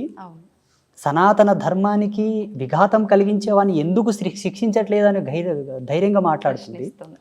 వాణ్ణి నాకు వదిలిపెట్టండి బలిస్తానంటుంది. ఆ ధైర్యం బాగా నచ్చింది నాకు. ఆమె ఏమైనా అయ్యిండప్పటికీ పాపం, తన పిచ్చి అనుకుందాము, తన వ్యక్తిగత స్వేచ్ఛ అనుకుందాం, వదిలేద్దాం. కానీ సనాతన ధర్మం గురించి నేను వచ్చాను, ధర్మాన్ని నిలబెడతాను, పోరాడతాను అంటుంది చూసారా. పెద్ద పెద్ద పీఠాధిపతులే మాట్లాడతలేరు. కరెక్టే అండి. ఒక పీఠాధిపతికి ప్రసిద్ధ పీఠాల గురించి పేర్లు చెప్పొద్దు, ప్రసిద్ధ పీఠాల గురించి మత విశ్వాసం పట్ల అనురక్తి కలిగిన వాళ్ళు, ధర్మం మీద ఎక్కువ ప్రేమ ఉన్న వాళ్ళు ఫారెన్ కంట్రీస్ నుంచి కోట్ల డబ్బులు పంపుతున్నారు వాళ్ళ ట్రస్టులకి. స్వచ్ఛందంగా బెంజ్ కార్లు డొనేట్ చేస్తున్నారు పీఠాలకు. ఎకరాలకు భూములు ఇస్తున్నారు. ఒక మహిళ ఒక ప్రసిద్ధ పీఠానికి తన శరీరం మీద 7 వారాల నగలు తీసి ఒక స్వామీజీ పాదాల దగ్గర ఇడిచిపెట్టింది మొన్ననే, 1 month కింద. స్వామీజీ పేరు చెప్పడం ఎందుకులే కానీ హైదరాబాద్లోనే. ఒక్కనాడన్న సనాతన ధర్మాన్ని ప్రతి ఒక్కరూ కాపాడండి అయ్యా, ఎక్కడన్నా మన దేవీ దేవతలకు ఎవడన్నా విఘాతం కలిగిస్తే మనం వెళ్ళి వాడిని ప్రశ్నిద్దాం, పోరాడదాం అని ఒక్క స్వామీజీ అని చెప్తున్నాడా? ఈ కోవతో చూసుకుంటే అఘోరి మాతనే గ్రేట్. అవును, ప్రతి ఒక్కరు కూడా అంటే ఏదైనా జరిగినప్పుడు మాట్లాడాలి అనేవారే తప్ప మా వరకు వస్తే చూసుకుందాంలే, ఇప్పుడు ఎందుకు మేము వెళ్ళి దూరటము అనే ఆలోచనలోనే ఉంటారు. అది తగదు. ఇదే సమాజ పతనానికి ఇదే కారణం. చూసుకుందాములే అన్నదే పతనానికి దారి తీస్తుంది. మా పెద్దలు ఒక మాట అనేవాళ్ళు పల్లెటూళ్ళలో, రేపు అన్నదానికి రూపం లేదురా, ఎప్పుడు అన్నది అప్పుడు చేయరా అంటుండ్రి. ఈ స్వామీజీలందరూ అట్లా కూర్చున్నందుకు కదా ఇప్పుడు సికింద్రాబాద్లో ముత్యాలమ్మ తల్లిని ధ్వంసం చేసింది. మళ్ళీ దాని తర్వాత ఇంకా 2-3 జరిగాయి. ఇప్పుడు ఈ విషయాలన్నిటిని క్రోడీకరించుకున్న అఘోరి మాత చాలా గ్రేట్. ఆమె డైరెక్ట్ పోలీసుల ముందే అంటుంది, మీరు నన్ను ఎదిరించడం కాదయ్యా, వాని వట్కరండి ఫస్ట్ అంటుంది. జై సనాతన ధర్మ అంటుంది. అది చాలు కదా. అంతే, నా అభిమతం ప్రకారంగా ఈ విషయంలో షీ ఈజ్ గ్రేట్, ఒప్పుకోవచ్చు. షీ ఈజ్ గ్రేట్ అండ్ మేము అభినందిస్తాం దాంట్లో. కాకపోతే కొన్ని చేష్టలు ఎలా ఉన్నాయంటే ఇతర మతాల వాళ్ళు మనల్ని హేళన చేసే విధంగా ఉన్నాయి. మనం సమాజంలో తిరుగుతున్నామంటే సమాజ ధర్మాన్ని కూడా కట్టుబడి మనం ఉండాలి. మేమున్నాము తల్లి, అతీతమైన అవ్యాజమైన చిదానంద స్థితిలో విరాజిల్లుతూ ఉంటాము ధ్యానంలో. శరీరంతో మీతో మాట్లాడుతున్న వ్యవహారంలో మా భావనలు వేరు. మాకు దేని మీద వ్యామోహం లేదు. ధన మాన ప్రాణ మూడిటి మీద వ్యామోహం లేదు. మేము మొత్తం ఇప్పుకొని తిరగొచ్చు కదా, కొన్ని నియమాలు ఉన్నాయి. అయ్యో, సమాజంలో సాంఘిక నియమాల కట్టుబడే మనం బ్రతకవలే. అది ధర్మం, ధర్మమే అది. తర్వాత మన వ్యక్తిగతమైనవి. దీనికి కట్టుబడే ఎందరో యోగులు అతీతమైనటువంటి భావజాలంతో ఉన్నప్పటికీ సమాజంలోకి వస్తే కొన్ని పద్ధతులతో నియమాలతో భద్రతాభావంతోనే వస్తారు. మళ్ళీ వాళ్ళ ఆశ్రమాలకు వాళ్ళు వెళ్ళిపోతారు. అఘోరి మాత ఏం చేస్తుందంటే మొన్న శ్రీకాళహస్తిలో ఆ పెట్రోల్ ఏదో పోసుకోవడం. అవునండి, అది ధర్మం కాదు. అక్కడున్నది నీ శివుడు. నువ్వు తలుచుకుంటే ఆ శివుడే గుళ్ళో నుంచి బయటకు వస్తాడు. నిన్నేదో అడ్డుకున్నారని నువ్వు తగలబెట్టుకోవడం ఏంటి? ఒక దేవాలయం ముందల సజీవ దహనం జరిగితే దేవాలయ వ్యవస్థకే భంగపాటు. నీ ఆవేశం శివునికి విఘాతం కాదా? అయినా ఒక అఘోరి తత్వంలో అంత ఆవేశము ఉండకూడదు, రియాక్షన్స్ ఉండకూడదు. అఘోరి తత్వం అంటే పరమశాంతం. శివుడు యోగముద్రలో ఉన్నప్పుడు ఎంత శాంతం ఉంటాడో అంతటి శాంతం అఘోరి అంటే. ఘోరమైన చెయ్య ఏది ఉండకూడదు తల్లి. ఘోరత్వం వీడిన నాడే అఘోరత్వం వచ్చును. ఘోరమైన చేష్టలు ఏవీ ఉండకూడదు. ఆహార విహారాద విచారాదుల్లో కూడా ఉండకూడదు. విచారంలో ఉండకూడదు, విహారంలో ఉండకూడదు, ఆహారంలో కూడా ఘోరత్వం ఉండకూడదు. అఘోరి సాంప్రదాయంలో మాంసం తినే కాన్సెప్ట్ వేరు, ఆ థియరీ వేరు. అది సాంప్రదాయకంగా గురువులు వాళ్ళకి పెట్టే పరీక్ష. దాన్నే తినుకుంటూ పోతే సస్తారు. ఓకే, అంత సాధనలు చేసినా వాళ్ళకు కూడా సరిపడదు. ఒక ఫార్ములా ప్రకారంగానే అది సరిపడదు. ఓకే, అయితే స్వామీజీ మన హిందూ ధర్మం విషయానికి వస్తే భగవంతుడు ఒక్కటే అంటాము, కానీ కొన్ని కోట్ల దేవతల రూపాలలో భగవంతుల్ని ఆరాధిస్తూ ఉంటాము. అయితే మనకు బ్రహ్మ విష్ణు మహేశ్వరులను సృష్టించింది కూడా ఆదిపరాశక్తి అమ్మవారే శక్తి అని అంటుంటారు కదా. మరి ఇంతమందిని ఆరాధించి పూజించే బదులు ఆ శక్తిని ఒక్కదాన్ని పట్టుకొని అమ్మ నువ్వే అని వేడుకుంటే సరిపోదంటారా? ఇక్కడ మత భేదం ఉంది, సాంప్రదాయ భేదం ఉన్నది. ఇందులో కొంత పురుష ఆధిపత్యం ఆధిక్యం కూడా ఉన్నది. పురుషుడి యొక్క ఆధిపత్యం చేతనే అమ్మవారి యొక్క పూజలకు వన్నె తగ్గింది. ఇప్పుడు చూడండి, ప్రసిద్ధ శక్తిపీఠాలకు అంత వైభవం లేదు. శక్తిపీఠాల్లో 18 శక్తిపీఠాలను కనుక మీరు సందర్శిస్తే దేవాలయాలు చిన్నగా ఉంటాయి. పేరుకు శక్తిపీఠాలు, అవి ఎప్పుడో రాజులు కట్టింటారు ఆ గుడిని, అది అలాగే ఉంటుంది. మిగతా దేవతల యొక్క దేవాలయాలు, విష్ణు దేవాలయాలు, శివ దేవాలయాలేమో పెద్దగా ఆకాశం అంత శిఖరములు పెట్టి బంగారు తొడుగులు పెట్టింటారు. కానీ అమ్మవారి దేవాలయాలను మాత్రం ఎవరు పట్టించుకోరు. దీంట్లో కొంత ఎక్కడనో దాల్ में कुछ काला है, दाल में कुछ काला है, पर कौन पकड़ेगा कब इसको बाहर निकलेगा वो भगवान जाने. కానీ ఏదో సంథింగ్ ఉంది ఇందులో. నేను కొన్నిసార్లు చాలా శోధించాను. నేను మొన్న గఢకాళిక మందిరం వెళ్ళాను, ఉజ్జయిని మహాకాళి. అక్కడ ఉండేటటువంటి మహాకాళేశ్వర దేవాలయాన్ని శక్తిపీఠాన్ని చూస్తే చాలా ఫరక్ ఉంది, డిఫరెంట్ చాలా ఉంది. అమ్మవారి దేవాలయం చిన్నగా ఉన్నది, అక్కడ పూజలు సరిగ్గా లేవు, వెలవెలబోతుంది. స్వామివారి దేవాలయంలోనేమో 2 రోజుల క్యూ లైన్ ఉంది. ఎందుకంటారు ఇలా? కొందరు కావాలని ప్రవచనకర్తల మహిమ, ఇంకోటి సాంప్రదాయికమైన భేదాలు, శివుని భక్తులు శివుని హైలైట్ చేయడం, విష్ణు భక్తులు విష్ణువుని హైలైట్ చేయడం. అసలు ఆది అనంతము జగదంబనే. మీరు లలితాదేవి యొక్క చిత్రపటమును గనక చూస్తే లలితాదేవి యొక్క చిత్రపటంలో లలితాదేవి శివుని మీద కూర్చొని ఉంటుంది. జగత్పాలకుడు, జగత్పిత, జగత్కర్త, జగద్భర్త శివుడైనప్పటికీ ఆ శివుని పైన కూడా ఒకరున్నారు, ఆమెనే లలిత. అలాగే కాళీ యొక్క కాల కింద కూడా శివుడు ఉంటాడు, కాళికాదేవి కింద కూడా శివుడు ఉంటాడు. ఈ కాలాధర్మ సిద్ధాంతానికి అధిపతి మహాకాలుడైతే ఆ కాలుడి మీద కూడా ఒక దేవత ఉంటుంది, అధిష్టాన దేవత, ఆమెయే కాళి. అందుకే కాళీదేవి కాల కింద శివుణ్ణి చూపించాడు ఋషి. నిలబడితే మహాకాళి, కూర్చుంటే లలిత, ఇద్దరు సేమ్. ఆ లలితాదేవి యొక్క చిత్రపటంలో ఉండే దేవతలే దేవతలు, మిగతా వాళ్ళందరూ వాళ్ళ యొక్క అంశాలు. అందులో 9 మంది ఉంటారు, వాళ్ళే నవబ్రహ్మలు, వాళ్ళే ప్రధానమైన దేవతలు. కొన్ని కోటాను కోట్ల అనంత కోట్ల యుగములను ఎంతవరకు దేవజ్ఞానం వెళ్తుందో, మనుష్య జ్ఞానం ఋషి జ్ఞానం కాదు, దేవత ప్రాజాపత్య జ్ఞానం ఎంత దూరం వెళ్తుందో అంత దూరం నుంచి మనం చూసుకున్నా ఆది అంతము ఈ 9 మందే నవబ్రహ్మలు. ఈ 9 మందికి అధిపతియే లలిత. ఆమె కన్నా ఆది అంతం లేదు, ఇది శివుడే ఒప్పుకున్నాడు. మనం ఎంత? ఇప్పుడు మనం లలిత అమ్మవారిని ఒక్కరిని ఆరాధిస్తే సరిపోతుంది? మీరు లలితాదేవి పటం పెట్టుకుంటే అందులో సర్వదేవతలు వస్తారు. బ్రహ్మ, రుద్ర, శంకర, మధుసూదన, లక్ష్మి, సరస్వతి, గణపతి, కుమారస్వామి, జగదంబ, లలితా పరమేశ్వరి, సదాశివుడు, సమస్త దేవతలందరూ వచ్చినారు. ఇక్కడ మనం జ్ఞానాత్మకంగా ఏం ఆలోచించాలి అంటే, భగవంతుడు నిర్గుణుడు ఏకస్వరూపం అన్నది ఎంత సత్యమో, భగవంతుడు సగుణుడు అన్నది కూడా అంతే సత్యము. నిరాకారుడు అన్నది ఎంత సత్యమో, సాకారుడు అన్నది అంతే సత్యము. భగవంతుడు ఒకడన్నది ఎంత సత్యమో, అనేకులు అన్నది కూడా అంతే సత్యము. ఇందులో ఏమాత్రం భేదం లేదు. ఇది యోగ, ఉపాధి యోగ, ఉపయోగములకు సంబంధించిన జ్ఞాన సంచిక. మానవులకు అర్థం కాదు. జ్ఞానులైన వాళ్ళు ప్రవేశపెట్టింది పూజించుకొని ముక్తిని పొందుటయే మీ యొక్క ధర్మం. తర్కం అవసరం లేదు. స్వామీజీ, ఇప్పుడు భగవంతుణ్ణి పూజించటానికి కూడా మనం కొన్ని మార్గాలు ఉన్నాయంటారు. ఆయన గురించి వినటం కానీ, మాట్లాడడం కానీ, లేదు అంటే మనం ఇంకొకరికి ఆయన గురించి చెప్పడం కానీ, కూర్చొని ఆరాధించడం కానీ. అయితే మనం ఎన్ని చేసినా భగవంతుణ్ణి ఆరాధించాలి అనే ఆలోచన వచ్చి ఆయనకు అంత ప్రత్యేక స్థానం ఇస్తున్నప్పుడు, మనతో పాటు ఉన్న మనుషుల్లో కూడా భగవంతుడు ఉన్నాడు ప్రతి ఒక్కరిలో అని చెప్పి అంటూ ఉంటాం. మనుషుల విషయానికి వస్తే నానా హింసలు పెడుతుంటారు వాళ్ళని, మాటల వల్ల కానీ, చేష్టల వల్ల కానీ. ఇలాంటి పనులన్నీ చేసుకుంటూ భగవంతుని మనం ఏ రకంగా ఆరాధించినా కూడా అసలు భగవంతుడికి నచ్చుతుందంటారా? అది నచ్చదు. భగవంతుడు ఆరంభంలోనే చెప్పాడు మనకు, వ్యక్తి పూజయే వ్యవస్థకు మూలం. మానవుల యొక్క సేవనే మాధవుడు మెచ్చుతాడు, నరుని యొక్క పూజనీయతనే నారాయణుడు మెచ్చుతాడు. ఇది ఆరంభంలోనే ఉన్నది. కానీ అక్కడ మనం గౌరవించదగినటువంటి మానవాళి కూడా అంత శ్రేష్టత్వంతో ఉండవలే. హింసవర్జితులు, సదాచార సంపన్నులు, శీలవంతులు, పాతివ్రత ధర్మాన్ని అవలంబింపజేసేటటువంటి మనుష్యందే దైవత్వాన్ని చూడబడుతుంది, ఆరాధించబడుతుంది, వారికి సేవలు చేయబడుతుంది.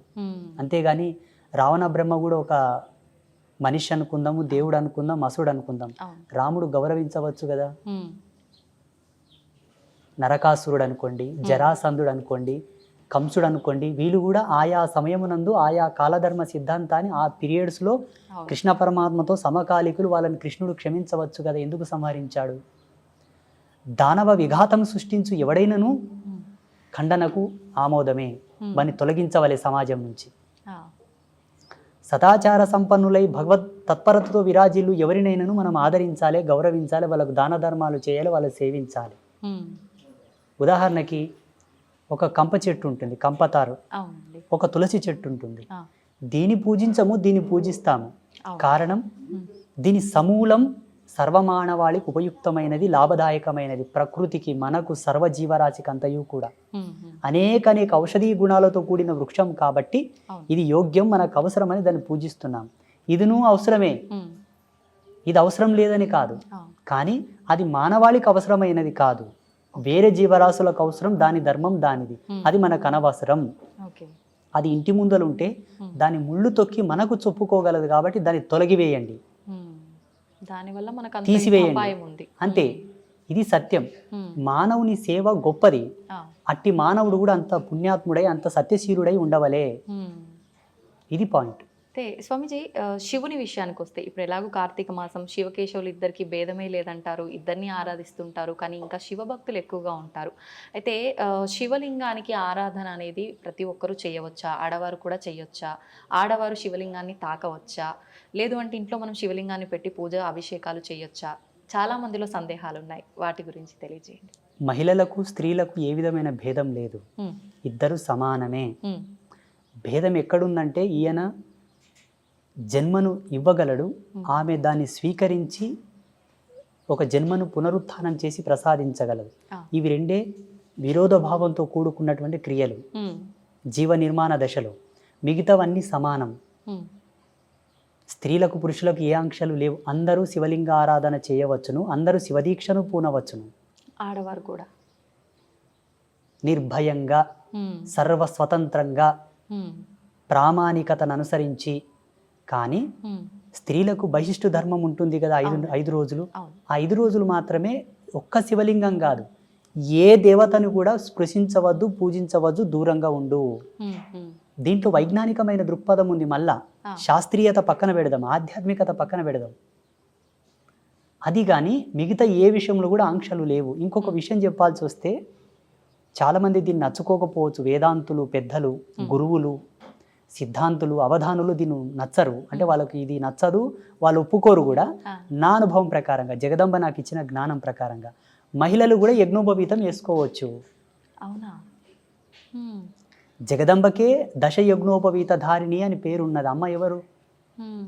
స్త్రీమూర్తి. అమ్మవారికి 10 రకాల యజ్ఞోపవీతములు, ఉమ్.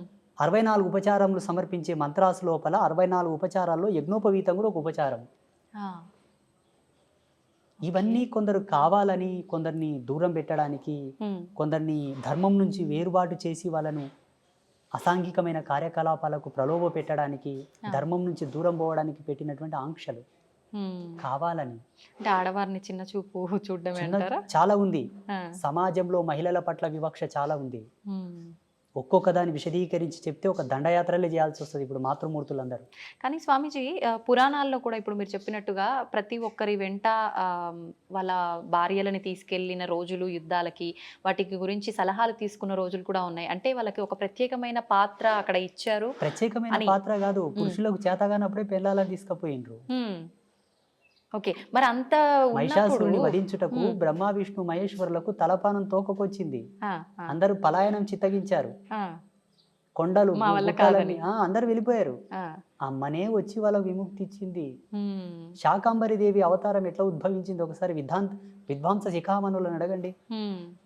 దుర్గా అవతారం ఎట్లా వచ్చింది ఒకసారి వేదాంత శిఖామణులను అడగండి. అమ్మ ఎక్కడ శక్తి ఆగిపోతుందో అక్కడ నుంచి శక్తి ఉద్భవన జరుగుతుంది.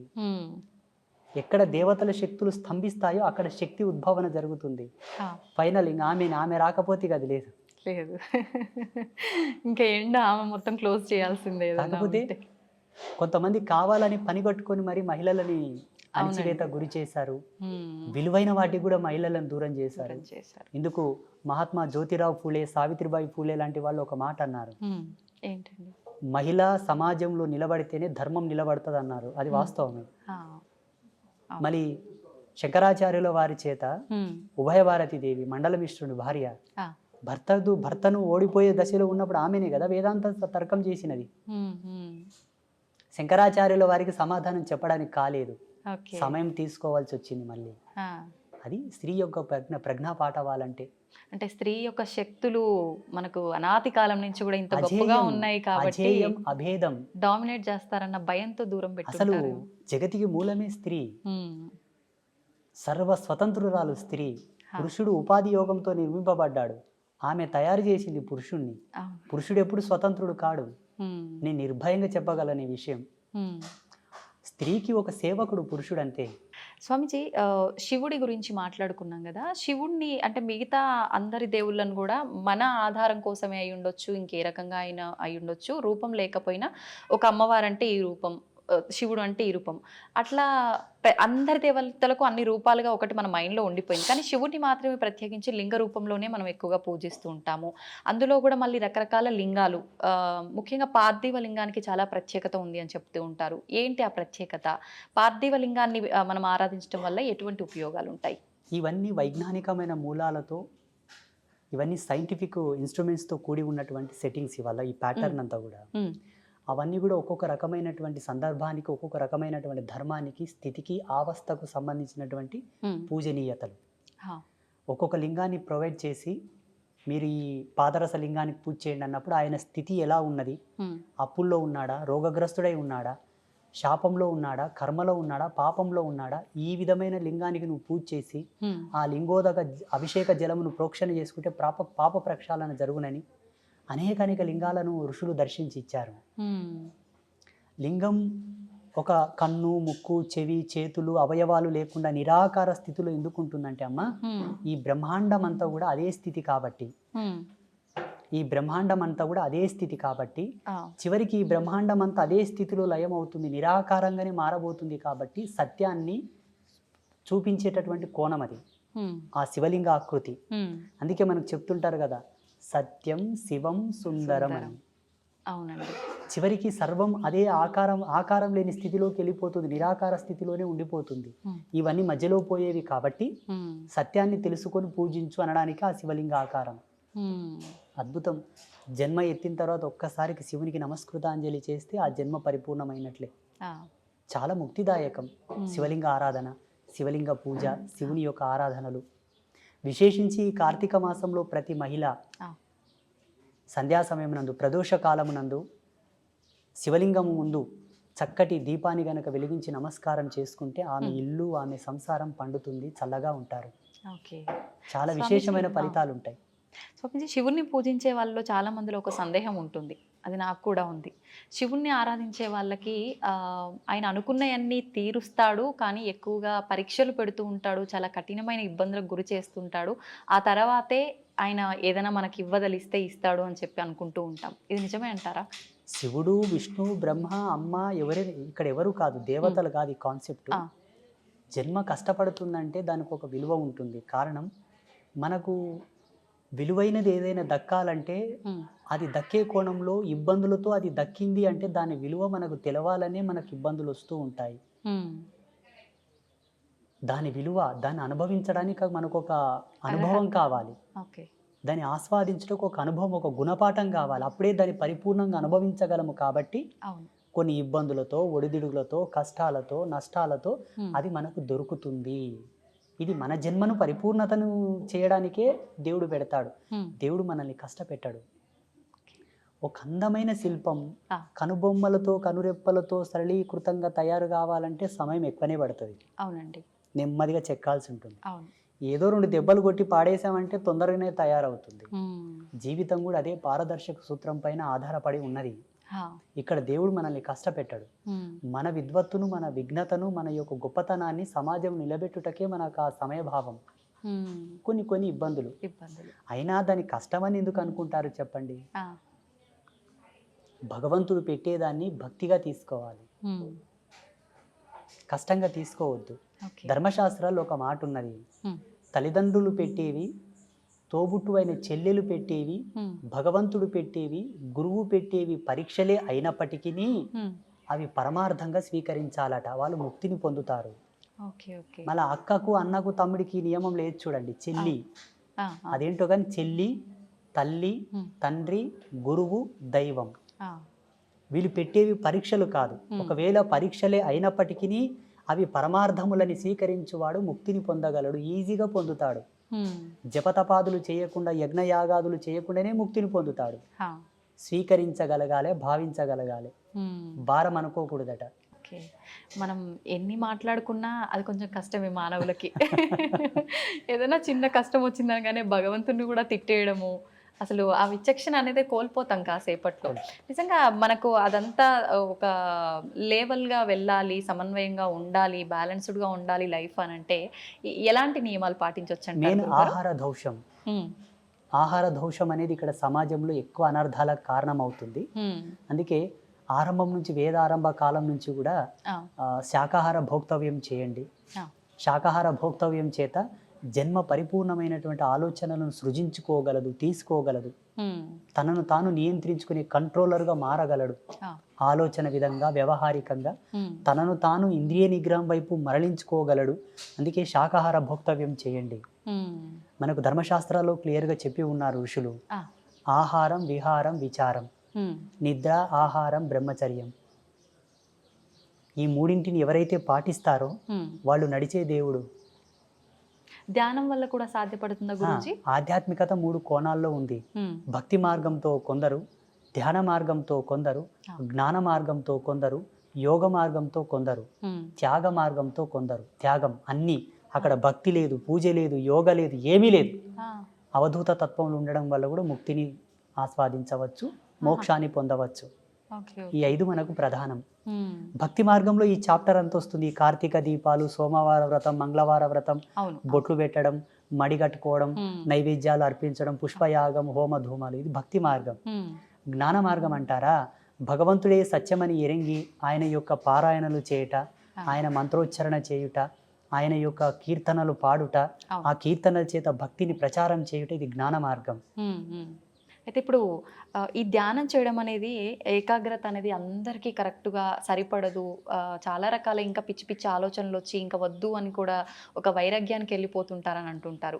నిజంగా అందరికీ సాధ్యపడాలంటే ధ్యానంలో కూడా ఏమైనా చిన్న మెలకులు ఏమైనా ఉన్నాయంటారా? ధ్యానం చేయుట అందరికీ సమంజసమే, కానీ ఆ ధ్యానం నువ్వు చేస్తున్న పద్ధతి తెలియవలే ఫస్ట్. ఈ మధ్యలో చేస్తున్నటువంటి ధ్యాన కేంద్రాలు అనుకోండి, మెడిటేషన్స్ అనుకోండి, యోగా సెంటర్లు అనుకోండి, అవన్నీ కూడా సమ్ క్లాసెస్, టీచింగ్ ప్రాసెసెస్ తప్ప పరిపూర్ణమైనటువంటి విద్వత్తును అవి తీసుకురావు, ఎరుకలోకి అవి తీసుకురావు, అది పరిపూర్ణత చెందించవు. మేము ఒక ధ్యాన మార్గంలో, ఒక యోగ మార్గంలో ఉన్నవాళ్ళం కాబట్టి టీవీలలో, వీడియోలలో చూస్తూ ఉంటాము. అందరిని ఒక చోట కూర్చోబెట్టి ముక్కు మూసుకోమంటారు, ఏదో చేయమంటుంటారు, కానీ అనుభవానికి తక్కినది అది లేదు. వాళ్ళ ఇష్టానుసారంగా వాళ్ళు చేస్తున్నారు. అది వారి అనుభవం ప్రకారం నలుగురికి చెప్తున్నారేమో. అక్కడ సత్యం అనేది లేదు అని నేను అనుకుంటున్నా. నాకైతే అర్థమైంది అది. మళ్ళీ వాళ్ళకి ఎలా అర్థమైందో నాకు తెలియదు. ఋషి పరంపరానుగతంగా అయితే అక్కడ జరగటం లేదు. చూడమ్మ, ఒకటే మాట, యథాతథముగా వాస్తవికతను గనక పాటించిన వాడు లాభాలు పొందుట తథ్యము. అవాస్తవాన్ని, అభూత కల్పనలు గనక నువ్వు పాటించినావు అనుకో, పిచ్చొస్తే తప్ప లాభం రాదు. అవునండి, ఇది సత్యం. ఇది అందరూ గ్రహించగలగాలి, ప్రేక్షకులు కూడా. అంత మాత్రానికి ఏదైనా లాభం ఉన్నా అవాస్తవానికి అది లైఫ్ లాంగ్ అనేది ఉంటుంది అని చెప్పలేం. ఏదో ఒక రోజు అది బయట పడిపోతుంది, దానికి తగ్గ ప్రతిఫలం వాళ్ళు అనుభవించాల్సి వస్తుంది. ఇప్పుడు కార్తీక మాస శుభ సందర్భాన మీరు ఇక్కడికి వీచ్ చేశారు కాబట్టి, కార్తీక మాసంలో దుర్గావ్రతం ఒకటి ఉన్నది. చాలా మంది కార్తీక మాసం అంటే శివకేశవులకు అన్వయం చేసి ఉభయ తెలుగు రాష్ట్రాల్లో దీపాలు పెట్టడం, పూజలు చేయడం ఉన్నది. అవునండి. శివకేశవుల యొక్క ధర్మపత్నులు కూడా ఒక వ్రతం చేశారు కార్తీక మాసంలో. ఎవరి వ్రతం చేశారు? మీరేమో కృష్ణుడు దేవుడు, రాముడు దేవుడు అంటున్నారు. వాస్తవంగా రాముడు, కృష్ణుడు ఇద్దరు కూడా దేవతలే, దేవుళ్ళే. ఋషులే వాళ్ళకు యజ్ఞ పట్టం ఇచ్చారు, యోగదత్తం చేశారు. నేను కూడా చెప్తాను. శ్రీకృష్ణ పరమాత్మ యొక్క ధర్మపత్ని సాక్షాత్తు లక్ష్మీ అంశ సంభూతురాలైన రుక్మిణీదేవి కూడా కొందరు వ్రతాలు చేసింది. ఎవరి వ్రతం చేసింది? తన పతియే దైవము కదా, మళ్ళీ ఎందుకు వ్రతం చేయలే రుక్మిణీదేవి? చెప్పండి. పార్వతీదేవి కూడా వ్రతం చేసింది, కాత్యాయనిదేవి వ్రతం చేసింది, శ్రీమన్ మహాలక్ష్మి వ్రతాలు చేసింది. ఎవరి వ్రతం చేశారు? వాళ్ళ పతులే దైవములు కదా. ఇంద్రుడి యొక్క భార్య కూడా వ్రతం చేసిన శచీదేవి. అష్టదీపాలకుల యొక్క ధర్మపత్నులు కూడా వ్రతాలు చేశారు. దేవ ప్రాజాపత్య ధర్మములందరూ, ఆ ధర్మపత్నులందరూ కూడా వ్రతాలు చేశారు. ఋషిపత్నులు కూడా వ్రతాలు చేశారు. వ్రతం ఎవరికి చేయబడుతుంది? నోములు ఎవరికి చేస్తారు? భగవంతుడికే చేస్తారు, పురుష దేవతలకు లేవు. అంటే అందరినీ సృష్టించింది ఆదిపరాశక్తి లలిత అమ్మవారు కాబట్టి ఆమెకు సంబంధించిన వ్రతం ఏదైనా ఉందా? ఎగ్జాక్ట్లీ. అస్తు అస్తుమే సదాశివో అస్తు, ఇది సత్యం. కానీ ఎక్కడ చేస్తున్నారు ఇప్పుడు? చేయట్లే. సత్యాన్ని కనుమరుగు చేశారు కావాలని. అందుకే జనాలకు ఆధ్యాత్మికత రుచించటం లేదు. మీరు అన్నట్టుగా కన్ఫ్యూజన్లోకి వచ్చేసి వైరాగ్యం వచ్చి దేవుళ్ళొద్దు, ఈ ఫోటోలొద్దు, తీసేయని రాని పక్క కానీ గమ్మున కూర్చుంటున్నారు. పోనీ తీసేసినంత మాత్రాన వాళ్ళు ఏమన్నా ముక్తిని పొందేదరా? అంతర్పిశాసులై తిరుగుతారు సచ్చినాక. గాలిలో దయ్యాలలాగా తిరుగుతారు. హా. ఎన్ని పిండ ప్రదానాలు చేసినా, ఎన్ని శ్రద్ధా తర్పణాలు చేసినా, హ్మ్. ఎన్ని దాన సంస్కారాలు చేసినా వాళ్ళ ఆత్మలకు మోక్షం రాదు, రిజర్వేషన్ రాదు, హ్మ్. తిరుగుతూనే ఉంటారు. హా. అది మరీ దుర్భర్మం, మరీ ఘోరం. అది హా. ఇదన్నా బాగుంది కానీ అది భయానకం. అది భయానకం. అంటే స్వామీజీ, చాలా మంది ఇప్పుడు ఈ సాధన, ధ్యానము ఇలాంటివి చేయడం వల్ల హిమాలయ ప్రాంతాల్లో కొన్ని వందల సంవత్సరాలు కూడా జీవంతో ఉన్న ఋషులు, సాధువులు ఇలాంటి వాళ్ళు ఉన్నారని చెప్తుంటారు కదా. నిజంగా అంత సాధ్యపడుతుందంటారా వీటి వల్ల? 100%. రేపు జనవరి నెల చివరిలో కుంభమేళ స్టార్ట్ అవుతుంది. హ్మ్. హ్మ్. మీరు దయచేసి మీ ఐ డ్రీమ్ మీడియా వాళ్ళు వెళ్ళండి, లేదంటే నాకు అక్కడ కలవండి, నేను కలుస్తాను. హ్మ్. మీకు ఎంతమందిని కావాలో అంతమందిని పరిచయం చేస్తా, వాళ్ళతో రిక్వెస్ట్ చేస్తాను, మీతో మాట్లాడిస్తాను. అవునా? ఎన్నేళ్ళు బతికినావు చెప్పప్పా అని చెప్తా. ఆ. ఇప్పుడు మాలాంటి వాళ్ళు చెప్తే కొంతమంది కామెంట్లు పెడుతున్నారు, ఏ ఇంకో అవును, పిచ్చోడు ఉన్నాడు వీడు, ఎట్లా బతుకుతారో నాయన, ఇది సైన్స్కే విరోధం కదా అంటున్నారు. అవును. నీ సైన్స్ కంతు చిక్కని మిస్టీరియస్ చాలా ఉన్నాయి. హ్మ్. గీజా పిరమిడ్ మీద ఇంతవరకు ఏ సైంటిస్టు రీసెర్చ్ చేయలేదు. ఔరంగాబాద్లో ఉన్న కైలాస టెంపుల్ మీద ఏ సైంటిస్టు రీసెర్చ్ చేసి రికార్డు ఇవ్వలేదు. హ్మ్. వీటి గురించి మీకెందుకయ్యా? హా. మీకేమైనా ఆధ్యాత్మికంగా పట్టున్నదా? అవును. సాధన మర్మములు తెలుసా మీకు? యోగ మూలాలు తెలుసా మీకు? హ్మ్. ఒక తాబేలు కానీ చేప కానీ నీళ్ళల్లో గంటల కొద్దీ ఉండగలదు. నువ్వు ఉండగలవా? లేదు. దాని శారీరక నిర్మాణ స్థితి, దాని శైలి, దాని జీవన విధానం అది అవలంబించుకుంటున్నది. హ్మ్. యోగ మార్గంలో కొన్ని మెలకువలు ఉన్నవయ్యా. హ్మ్. వాటితో వాళ్ళు శరీరాన్ని అట్లా మలుచుకొని బ్రతుకుతున్నారు, లక్షల సంవత్సరాలు బ్రతుకుతున్నారు. అవి సామాన్యులకు కూడా సాధ్యపడతాయంటారా ఇలాంటి అలా సాధనలు చేస్తే? జీవించగలగాలి. శరీరాన్ని ఎన్నో వ్యయప్రయాసాలకు, ఒడిదుడుగులకు ఓడ్చుకొని హ్మ్. శరీరాన్ని క్రమబద్ధీకరించి బెండ్ చేయాలి, మడచాలి దాన్ని. ఆ. చాలా రిస్క్తో కూడుకున్నది. చాలా. హ్మ్. మీకు లైవ్లో ఇప్పుడు మీరు చాలా రేర్గా నాకు పరిచయం అయ్యారంటే ఈ మధ్యలో పరిచయం అయ్యారు. అవును, అవునండి. ఇక్కడ సమీపంలో యానగుంది క్షేత్రం ఉంటుంది, మాణికేశ్వరి మాత. ఆ. అమ్మ 82 సంవత్సరాలు నిరాహార యోగినిగా ఉండే మొన్నటి వరకు. ఆహాహా. 2 సంవత్సరాలు అయింది అమ్మ శివైక్యం చెంది, అంటే ఓ. జీవ సమాధి అయింది. ఆహా. మొన్నటి వరకు హ్మ్. అమ్మవారు చెప్పింది, నేను ఈ కలియుగంను వీడిపోతున్నాను, కలియుగంకు ఒక మహమ్మారి వస్తుంది చూడని. హ్మ్. అమ్మవారి సమాధి చెందిన వారంకే కరోనా ప్రవేశించింది భారతదేశంలో.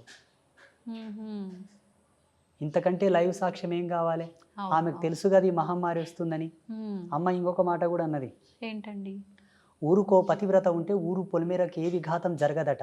ఆ. ఆ పతివ్రత ధర్మంతో ఊళ్ళో ఒక సాధువు ఉంటే ఆ ఊరికి ఏ విధమైన అనర్థాలు జరగవట. అలాగే ఈ భారతీయ భౌగోళిక స్థితికి మాలాంటి తాపసులు అడ్డున్నారా, అందుకే మహమ్మారులు ప్రవేశించటం లేదు. హ్మ్. నేను వెళుతున్నాను, వస్తుంది మహమ్మారి, దీన్ని ఆపగలిగినటువంటి యోగకర్తం ఏదైనా చేయండి అన్నది అమ్మవారు. హ్మ్. వాస్తవంగా అమ్మవారు పోయినమ్మనే భారతదేశంకి కరోనా వచ్చింది. అంతకన్నా ముందు వేరే దేశాల్లో నా తాండవం ఆడింది మొత్తం. అవును, అవును, అవును. అమ్మవారు చెప్పిన వాక్కును అనుసరించే మన పీఠంలో గోమాత కళ్యాణం చేసి లోక కళ్యాణానికి ధారపోసాం ఆ యజ్ఞశక్తిని. హ్మ్. హ్మ్. మళ్ళీ కరోనా వెళ్ళిపోయింది. ఆ. ఇవి మీకు పిచ్చిగా అనిపించవచ్చు కానీ ఈ స్పిరిచువాలిటీ డిపార్ట్మెంట్ అంతా కూడా నేచర్ కంట్రోలర్ సిస్టమ్స్ ఇవన్నీ. హ్మ్. ప్రకృతిని మేము కంట్రోల్ చేస్తాం, మీకు చేత కాదు. ఆ. మిమ్మల్ని ప్రకృతి కంట్రోల్ చేస్తుంది, ఇంతే తేడా. ఆ. స్వామీజీ, ఇలా అంటే ముందే ఏదైనా జరగబోతుంది అంటే ఇప్పుడు ఆ మాతాజీ గారు చెప్పినట్టు కొన్ని కొన్ని చెప్తూ ఉంటారు, నిజంగా జరిగినవి కూడా చూస్తుంటాము. మళ్ళీ అలాంటిది ఒక బ్యాక్టీరియా రాబోతుంది అని కొంతమంది చెప్తున్నారు. లేదు అంటే రకరకాల ప్రళయాలు రాబోతున్నాయి అని చెప్పి మొన్న రీసెంట్గా అక్కడ జల ప్రళయాలు జరిగాయి కదా, అలాంటివి కేరళ సైడ్, అలాంటివి మళ్ళీ మన దగ్గర కూడా వచ్చే అవకాశాలు ఉన్నాయని చెప్పి, చాలా ప్రాణ నష్టం కూడా జరుగుతుందని చెప్పి కొంతమంది చెప్పారు ఆ మధ్యకాలంలో. మళ్ళీ అలాంటివి ఏమైనా రాబోతున్నాయంటారా? ఈ భారతదేశం చాలా గొప్పది, మనమందరం గర్వపడాలి. హ్మ్. ప్రపంచమంతా అతలాకుతలమైపోయిన భారతదేశానికి ఏమీ జరగదు. ఆ. కాలధర్మ సిద్ధాంతంలో మనము కొంత ఏగవలసి ఉంటే ఏమో అట్లా వచ్చిపోతాయి తప్పిస్తే హ్మ్. మనకు ఏ భయము లేదు. ఎందుకంటే మన దేవాలయ వ్యవస్థ అంత గట్టిది. హా. చూడండి, భవిష్యత్తులో ఒక 10-15 సంవత్సరాల్లో జరగబోతుంది ఇది. ఏంటంటే హ్మ్. ప్రపంచమంతా స్వేచ్ఛావాయువులు పీల్చుకోవడానికి భారతదేశానికి వలస రాక తప్పదు. హ్మ్. బుక్కెడు గాలి పీల్చుకొని వస్తాం, ఇండియాకు పోయాను వస్తారు చూడండి. అవునా?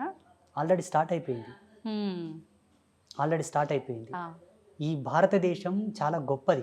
హ్మ్. హ్మ్. అందులో మన హిందూయిజం చాలా గొప్పది. అవును. ఈ ధర్మాన్ని ఎందుకు కాపాడమంటున్నామంటే భావి తరాలకు మీరు కోట్లు గడించి ఇవ్వక్కర్లా, ధర్మాన్ని ఇవ్వండి చాలు. అంతే. ఎలా ఇవ్వాలి ధర్మాన్ని? ఆ. నీ పిల్లలకు చెప్పాలి, ఒరేయ్ హ్మ్. నువ్వు పుట్టుకతోనే ధర్మం నీ పక్కన పుట్టిందిరా. కారణం నువ్వు పుట్టుకతోనే పురుడు చేసినాం. పురుడు ఎక్కడి నుంచి వచ్చింది? సనాతన ధర్మం నుంచి వచ్చింది. అవును. నీకు నామకరణం చేసినాం, నీ పుట్టుకతోనే ధర్మం నీ తోబుట్టు అయిందిరా. ధర్మం నీ చెల్లెలు లాంటిది, అక్క లాంటిది, అన్న లాంటిది, తమ్ముడు లాంటిది. వాళ్ళకి ఏమైనా జరుగుతూ ఉంటే చూస్తూ ఊరుకుంటావా మూర్ఖుడా? ధర్మ విఘాతం ఎక్కడ జరిగినా నువ్వు పోరాడాలని అని చెప్పి పిల్లలకు మనం మోటివేట్ చేయాలి. మళ్ళీ అంతే కదమ్మా, పుట్టినప్పటి నుంచి మనకు ధర్మంతోనే కదా అన్ని నేర్పి, అక్షరాభ్యాసము, ఉపనయనము, యజ్ఞోపవీతము, ఇవన్నీ మనకు ధర్మంలోని భాగాలే కదమ్మా. సంస్కృతి ఇచ్చింది మనకు, టెక్నాలజీ ఇవ్వలే. టెక్నాలజీ ఇచ్చిందా? లేదండి. మనం నిత్యం అనుభవించే వాటిలో ఇప్పుడు మీరు చెప్పినట్టుగా పుట్టుక నుంచి చావు వరకు ప్రతిదీ ధర్మంతో, సైన్స్తో కూడి ఉంది. ప్లస్ మధ్య మధ్యలో మనకు పండగలు ఇలాంటి వాటి ద్వారా కూడా ఇంకా మన ధర్మం యొక్క గొప్పతనాన్ని కూడా తెలియజేస్తూనే ఉంటారు ఎప్పటికప్పుడు. క్రమశిక్షణ, అవును, నిబద్ధత, మహిళ యొక్క గౌరవ సూచకం, కుటుంబంలో ఒక మంచి సంఘీభావం, సమతుల్యత, ఐక్యమత్యం, మంచి సోదరాభావం నెలకొనడానికి కూడా మన సంస్కృతులు, మన పండుగలు పెట్టారు మన వాళ్ళు. ఎప్పటికప్పుడు బూజు దులుపుకొని ఇల్లంతా తోరణాలు కట్టుకొని ప్రాణవాయువుని ప్రజ్వరిలింపజేసుకోవాలని చెప్పి పిండి వంటలు, ఆరోగ్యంలో కూడా పలు మార్పులు రావచ్చు అని చెప్పేసి ఆహార పదార్థాలు భోక్తవ్యం చేయడం ద్వారా జెనెటిక్ రిఫార్మింగ్ కూడా నెగిటివ్ కాకుండా పాజిటివ్ ఉండడానికి ప్రతిదీ పరమార్థం, ప్రతిదీ అద్భుతం, ప్రతిదీ ఒక అమోఘం మన దాంట్లో. ఏది కూడా వేస్టేజ్ లేదు మన సనాతన ధర్మంలో. మేధావులేమో ఇదంతా మూఢనమ్మకం అంటారు, పిచ్చి. అవును, మూఢనమ్మకం, అసలు దేవుడు వాళ్ళ పిచ్చి. వాళ్ళు ఇంకా ఎల్కేజీ స్టడీలో ఉన్నారు వాళ్ళు. నా దృష్టిలో వాళ్ళు చిన్నపిల్లలు, నా దృష్టిలో, నా భావనలో. మూఢనమ్మకం అనడానికి సనాతన ధర్మంలో ఏమీ లేదమ్మా. నిమ్మకాయ తీసేసినా కూడా అది నమ్మకమే, ఒక విశ్వాసం. దాంట్లో విఘ్నత ఉన్నది, విజ్ఞానం ఉన్నది. నిమ్మకాయలు తీసేయడం, గుమ్మడికాయలు దిష్టి తీయడంలో కూడా విజ్ఞాన ఫార్ములాస్ నేను చూపిస్తా. రమ్మని నాతోనికి జన విజ్ఞాన వేదిక పెద్ద మనిషి వస్తాడు, మీరు రీసెర్చ్ చేయలేదు దాని మీద. ఇప్పుడు భగవంతుడు ఉన్నాడు అనంటే ఖచ్చితంగా దుష్టశక్తులు కూడా ఉన్నాయని చెప్పి అంటుంటారు. ఉన్నట్టేనండి? లైవ్ లో ఉన్నాయి, ఇప్పుడు మన పక్కలో కూడా ఉన్నాయి కొన్ని. అవునా? మీకు కనిపిస్తాయా? మన కెమెరా పిక్సెల్ తక్కువ ఉంది, లేకపోతే రికార్డ్ అవుతుండే. ఓకే, ఒక టోనోమీటర్ తీసుకురావాల్సింది మీరు, దాని సౌండ్స్ మీరు వినేవాళ్ళు ఇప్పుడు. ఓకే, భయం వేస్తుందండి. ఏం భయపడాల్సిన అవసరం లేదు. సాధువుని చూస్తే యమభటులే బెదురుకుంటారు. అవేం చేస్తాయి మనల్ని? మీరు అడిగారు కాబట్టి ఉన్నాయి, ఎప్పటికెప్పుడు ఉంటూ ఉంటాయి. భయపడాల్సిన అవసరం లేదు. ఒక సువాసిని సాంప్రదాయకమైనటువంటి కుంకుమను ధరిస్తే భూత ప్రేతములు ఆమెకు దండం పెట్టి పోతాయట. సాంప్రదాయకమైన కుంకుమ అంటే ఇప్పుడు బల్కంపేట ఎల్లమ్మ ఉన్నది, అమ్మ పాదాల కాడే కుంకుమ నెలకో 2 నెలలకు వెళ్ళి ఇంట్లో స్టోర్ చేసుకోవాలి. మీరు డ్యూటీకి వెళ్ళేటప్పుడు ఇంత నష్టం తగిలించుకొని పోతే దిష్టి బారదు. ఇప్పుడు వాళ్ళే అనుకోండి మీ మీద కొంత, మీరు మంచిగా అందంగా తయారై వస్తే కొంత ఏదో జలసిగా ఫీల్ అయిపోతుంటారు అనుకోండి, ఆ దిష్టి మీకు వారదు. ఆ కుంకుమలో ఉన్న ఎనర్జీ దాన్ని అక్కడనే పంపిస్తుంది. నా భక్తురాలు అక్కడనే పో అంటది సీదా. మన బదులు అమ్మవారే ఫైట్ చేస్తారు. సాంప్రదాయకమైన తిలక ధారణ అంటే ఇదే. కెమికల్ తో కూడిన కుంకుమలు పెట్టుకుంటే రాదు. మళ్ళా భగవత్ ప్రసాదితమైనటువంటి, భగవత్ ప్రాధాంకితమైనటువంటిది ఏది ధరించినను మనకు ఈ దయ్యాలతోటి, దుష్టశక్తులతో ఎటువంటి భయం లేదు. అయితే ఇప్పుడు మనం చేసుకున్న కర్మలను బట్టే మనం జన్మ తీసుకుంటాము. మనం చేసే మంచి చెడు పనులను బట్టే మనం పైన స్వర్గం నరకం వెళ్ళటం కానీ, మళ్ళీ ఒక జన్మ తీసుకొని వచ్చి ఇక్కడ అనుభవించే విధానం కానీ కూడా ఆధారపడి ఉంటుందంటారు కదా. అయితే ఇప్పుడు ఒక మనిషి జీవం కోల్పోయిన తర్వాత ఆత్మ వెళ్తే పైకి వెళ్ళి అక్కడ ఏదో ఒకటి అనుభవిస్తూ ఉండాలి, స్వర్గంలోనో నరకంలోనో.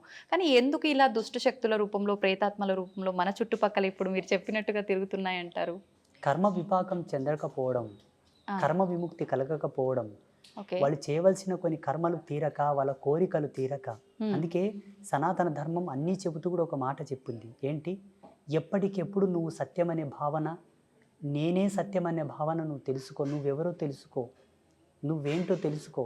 అంతర్ముఖుడవై ఏ భవబంధములు కూడా శాశ్వతము కాదని, దేని యందు అనురక్తి కలగక, వ్యామోహం కలగక, అన్నిటినీ విసర్జీకృతంతో భావన చేస్తూనే బ్రతుకు.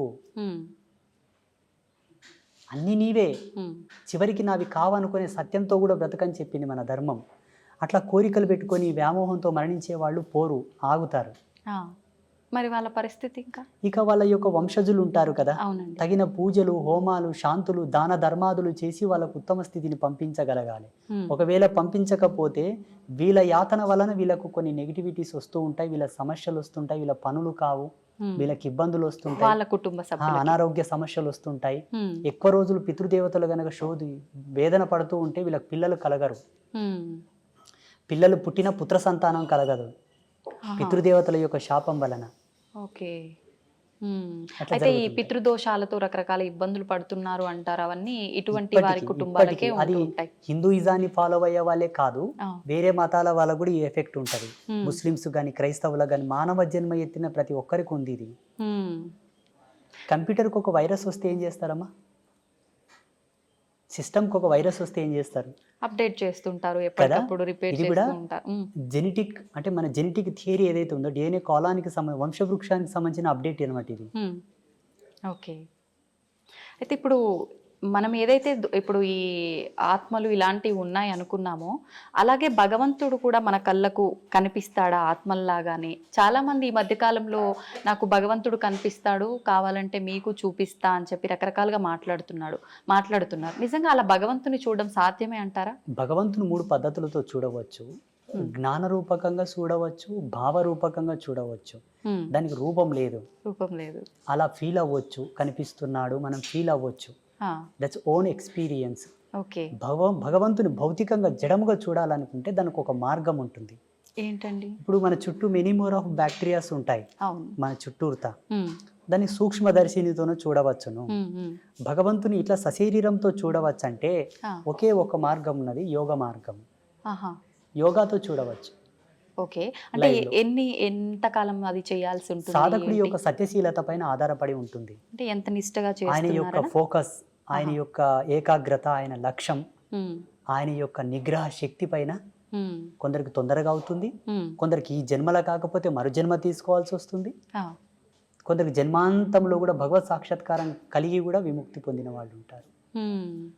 అయితే ఒక మానవుడు భూమి మీదకి వచ్చిన తర్వాత ఒక జన్మ తీసుకొని అసలు నా పుట్టుకకు అర్థం ఏంటి, నేను ఏం చేయడానికి వచ్చాను అనేది ప్రతి ఒక్కరు కూడా మర్చిపోయి, ఇందాక మీరు చెప్పినట్టుగా కోరికలు, రకరకాల అంటే వ్యామోహాలు, బంధాలు, బంధుత్వాలు, వీటిపైన కొట్టుమిట్టాడుతూ ఉంటారు. పుట్టుక మరణం శాశ్వతం, వెళ్ళాల్సిందే, మోక్షం పొందడం కోసం మనం అవన్నీ కర్మలు క్లియర్ చేసుకొని భగవంతుల్లో ఐక్యం అవడానికి ఇవన్నీ అని చెప్పి మీలాంటి వాళ్ళు చెప్తూ ఉంటారు. మరి ఈ వీటిల్లో కొట్టుమిట్టాడుతూ ఉండే ఈ ప్రాసెస్లోనే పుడుతుంటాం, పోతుంటాం, ఎప్పుడు మోక్షాన్ని పొందుతామంటారు? అసలు మోక్షం అనేది 2 ప్రాతిపదికలపైన ఆధారపడి ఉంటుంది. మోహాన్ని క్షయించుటే మోక్షం, మోహక్షయ ఇది మోక్ష అన్నారు పెద్దలు. అంటే ఈశ్వరుడి యందు కూడా మోహాన్ని వదిలిపెట్టాలి, భగవంతుని యందు కూడా మోహం వదిలాలి, అది మోక్ష స్థితి. శివుడి యందు కూడా మోక్షం వదిలిపెట్టాలి తల్లి. ఆ శివుడు ఉన్నాడు అన్న మోహాన్ని, మోక్షాన్ని వదలాలి, అదే మోక్ష స్థితి. నారాయణుడు ఉన్నాడు, నా నారాయణుడు అన్న స్థితి కూడా వదిలిపెట్టాలి, అదే మోక్షం. ఇక ముక్తి అంటారా, అది సంసార సారథ్యంలోనే సాధ్యం తప్పిస్తే సన్యాసులో ముక్తి లేదు. ఒకవేళ సన్యాస పరంపరలో యతి ధర్మంలో ముక్తిని పొందాలనుకుంటే ఆయన చాలా కష్టపడాల్సి ఉంటుంది, సాధన త్రయంతో, మెడిటేషన్తో చాలా కఠోరంగా తపస్సు చేయాల్సి ఉంటుంది. మీకేమో ఈజీ వేలో వస్తుంది, మాకేమో చాలా కష్టంగా వస్తుంది. మరి అంత కష్టం అని తెలిసినప్పుడు ఎందుకు మీరు ఇలాంటి సాధనలు? జన్మకర్మ సంభవము. జన్మకర్మ సంభవం అంటే పోయిన జన్మలో తీసుకున్నటువంటి శబదం, భగవంతుడు మమ్మల్ని ఆదేశించినటువంటి ధర్మం, మా జన్మ మాకు తెలిసి మేము సన్యసించవలసినదే అని మాకు అర్థమయ్యి రావాల్సి ఉంటుంది. ఉదాహరణకి ఈరోజు కరెంటు లేదు. అవునండి. ఒక మంచి స్టూడియోలో ఏసీలో కూర్చొని మనం వీడియో చేయాల్సింది, కరెంటు లేదు అయినా చేయాలి, ఎందుకంటే చాలా దూరం నుంచి వచ్చాము కాబట్టి. చేస్తున్నామా లేదా? చేస్తున్నాం. అది కూడా అంతే. మేము ఎన్నో జన్మల నుంచి ట్రావెల్ అయ్యి వచ్చి ఉంటాము, మళ్ళీ ఎందుకు మొదలుకోవాలని ఆయన లేనిపోని తలకాయ నొప్పి అని ఇక్కడనే జన్మ సార్థకత పొందించుకుంటున్నాము కాబట్టి సన్యాసులం అయ్యాము. ఓకే. అయితే స్వామీజీ, కారణ జన్ములు అంటుంటారు. అసలు ఎవరు ఈ కారణ జన్ములు అంటే నిజంగా ఉంటారా? లేదు అంటే సనాతన ధర్మం గురించి మా లాంటి వారికి మంచి మంచి విషయాలు తెలియజేసే మీలాంటి వారిని కారణ జన్ములు అనొచ్చా? ఎవరిని అనొచ్చు అంటారు? అసలు లేదు, మనకు జన్మత్రయములని ఉన్నాయి. కర్మజన్మ, కామజన్మ, కారణ జన్మ, 3. కర్మజన్మలు అంటే ఏంటమ్మా, జీవితాంతం కష్టపడుతుంటారు కానీ వృద్ధి చెందరు. ఆ, కారణం పితాపితరులు చేసిన పాపాలు మిగిలిపోయి ఉన్నాయి, వాళ్ళు పుణ్యం చేసుకోగానే చచ్చిపోయినారు, అవి మన మీద పడ్డాయి. ఉమ్, అందుకే కష్టపడుతున్నాం కాబట్టి ఆ కర్మలు దూరం చేసుకో, నీవు సన్మార్గంలోకి వస్తావు, లాభ పొందుతావు, సుఖపడతావు. అప్పులు రావు, రోగాలు రావు, ఆ, ఇబ్బందులు రావు, బాధలు ఉండవు. కామజన్మ. ఉమ్, కామజన్మ అంటే కేవలము సంభోగ ధర్మాన్ని ఆస్వాదిస్తూ కామ కోరికలతో ఉండి ఉమ్, పిల్లలు సంసారం అనే వ్యామోహం లేకుండా అదేదో పిచ్చిగా జంతువులు కదా సంభోగం చేసినట్లు సంభోగం చేసి పిల్లల్ని కంటే పుట్టే పిల్లలు కూడా కామ పిల్లలే పుడతారు. ఆ, హిరణ్యకశప హిరణ్యాక్షుల్లాగా. ఆయన చెప్తాడు, ఉమ్, అమ్మా ఓ సతీ, ఇది సమయం కాదమ్మా, ఈ సమయంలో మనం తగదు, ఇది సంధ్యా సమయం అన్నా ఆమెకు కామం ప్రబలి ఉమ్, కావాలంటే కావాలన్నదికే కామ సంతానం పుడుతుంది. ఉమ్, వాళ్ళు ఎలా ఉంటారు? కామ సంతానం అంటే తల్లికి చెల్లికి భేదం తెలియక ఆడవాళ్ళ చేతుల్లో ప్రాణం పోయేటటువంటి పిల్లలు పుడతారు. ఓ, సమాజంలో జరుగుతుంది కదా. అవునండి, అవును. ఇప్పుడు ప్రియాంక రెడ్డి హత్య కేసులో 4 చచ్చిపోయారు కదా, ఆ జన్మలు దీని కిందికే వస్తాయి. ఉమ్, కామ జన్మలన్నీ కూడా ఆడవాళ్ళని అందరినీ కూడా ఒక బొమ్మలాగానే చూసే కాన్సెప్ట్తో పుడతారు. చిన్న చిన్న పిల్లల పైన కూడా ఈ మధ్య వీళ్ళంతా ఈ కాలంలో చాలా- కేటగిరీ కిందికే వస్తారు. ఉమ్, ఇక కారణ జన్మ అంటారా? కారణ జన్మ కేటగిరీలో నరేంద్ర మోదీజీ ఓ, ఫస్ట్ పర్సన్. అండ్ సెకండ్, నేను ఈ మధ్యలో అనుకుంటున్న నా అనుభవం ప్రకారం ఎవరి వ్యక్తిగతం వాళ్ళ ఇష్టం, నా వ్యక్తిగతం ఉమ్, నేను అనుకుంటున్నంత వరకు పవన్ కళ్యాణ్. ఓకే. మీకు వేరే విధంగా అర్థమై ఉండొచ్చు, 3 పెండ్లాలు ఇట్లా అట్లా, ఓ సినిమా స్టారు రంగేసుకొని ఆటాడినోడు అట్లా ఇట్లా అని మీరు అనుకోవచ్చు. ఉమ్, ఒక్క మెతుకు సార్లు తల్లి అన్నం అయ్యిందా లేదని చూడ్డానికి అన్నమంతా పిస్కా కర్లా. ఉమ్, ఆయన కొన్ని మాటలు విన్నాను నేను పవన్ కళ్యాణ్వి, చాలా అద్భుతమైనటువంటి విజనరీ ఉన్న వ్యక్తి. సనాతన ధర్మం గురించి, హిందూయిజం గురించి అటువంటి వ్యక్తి అవసరం ఇప్పుడు ప్రస్తుత కాలంలో. అటువంటి ఆలోచన దృక్పథం కలిగిన వాడు కారణజన్ముడే. ఉమ్, సామాజికంగా కారణజన్ములు మోదీజీ, పవన్ కళ్యాణ్. ఓకే. ఆధ్యాత్మికంగా చెప్పవలసి వస్తే బ్రహ్మశ్రీ సామవేదం షణ్ముఖ శర్మ గారు, చాగంటి కోటేశ్వరరావు గారు, ఉమ్, గరికపాటి నరసింహారావు గారు, వదిపర్తి పద్మాకర్ గారు, అవును. వీళ్ళు ఆధ్యాత్మికమైనటువంటి కారణజన్ములు. ఉమ్, యోగ సంధాన కర్తృత్వంలో కారణజన్ములు అంటే శృంగేరి జగద్గురువులు, ఉమ్, చిన్నజీయర స్వామివారు, శ్రీమాన్ చిన్నజీయర స్వామివారు, ఇంకా కొంతమంది యతీంద్రులు, యోగులు, సిద్ధపురుషులు, ఉమ్, మఠాధిపతులు, పీఠాధిపతులు అందరూ కూడా యోగ పురుషులు. వాళ్ళు యోగ సంధాన కర్తృత్వంతోనూ వాళ్ళు కారణజన్ములు. ఉమ్, వీళ్ళు భగవత్ సాన్నిధ్యానికి దగ్గరగా ఉన్నవాళ్ళు.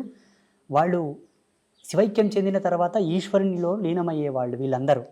ఓ, ఇది ఫైనల్ స్టేజ్ ఇన్ కారణ జన్మ. ఆహాహా.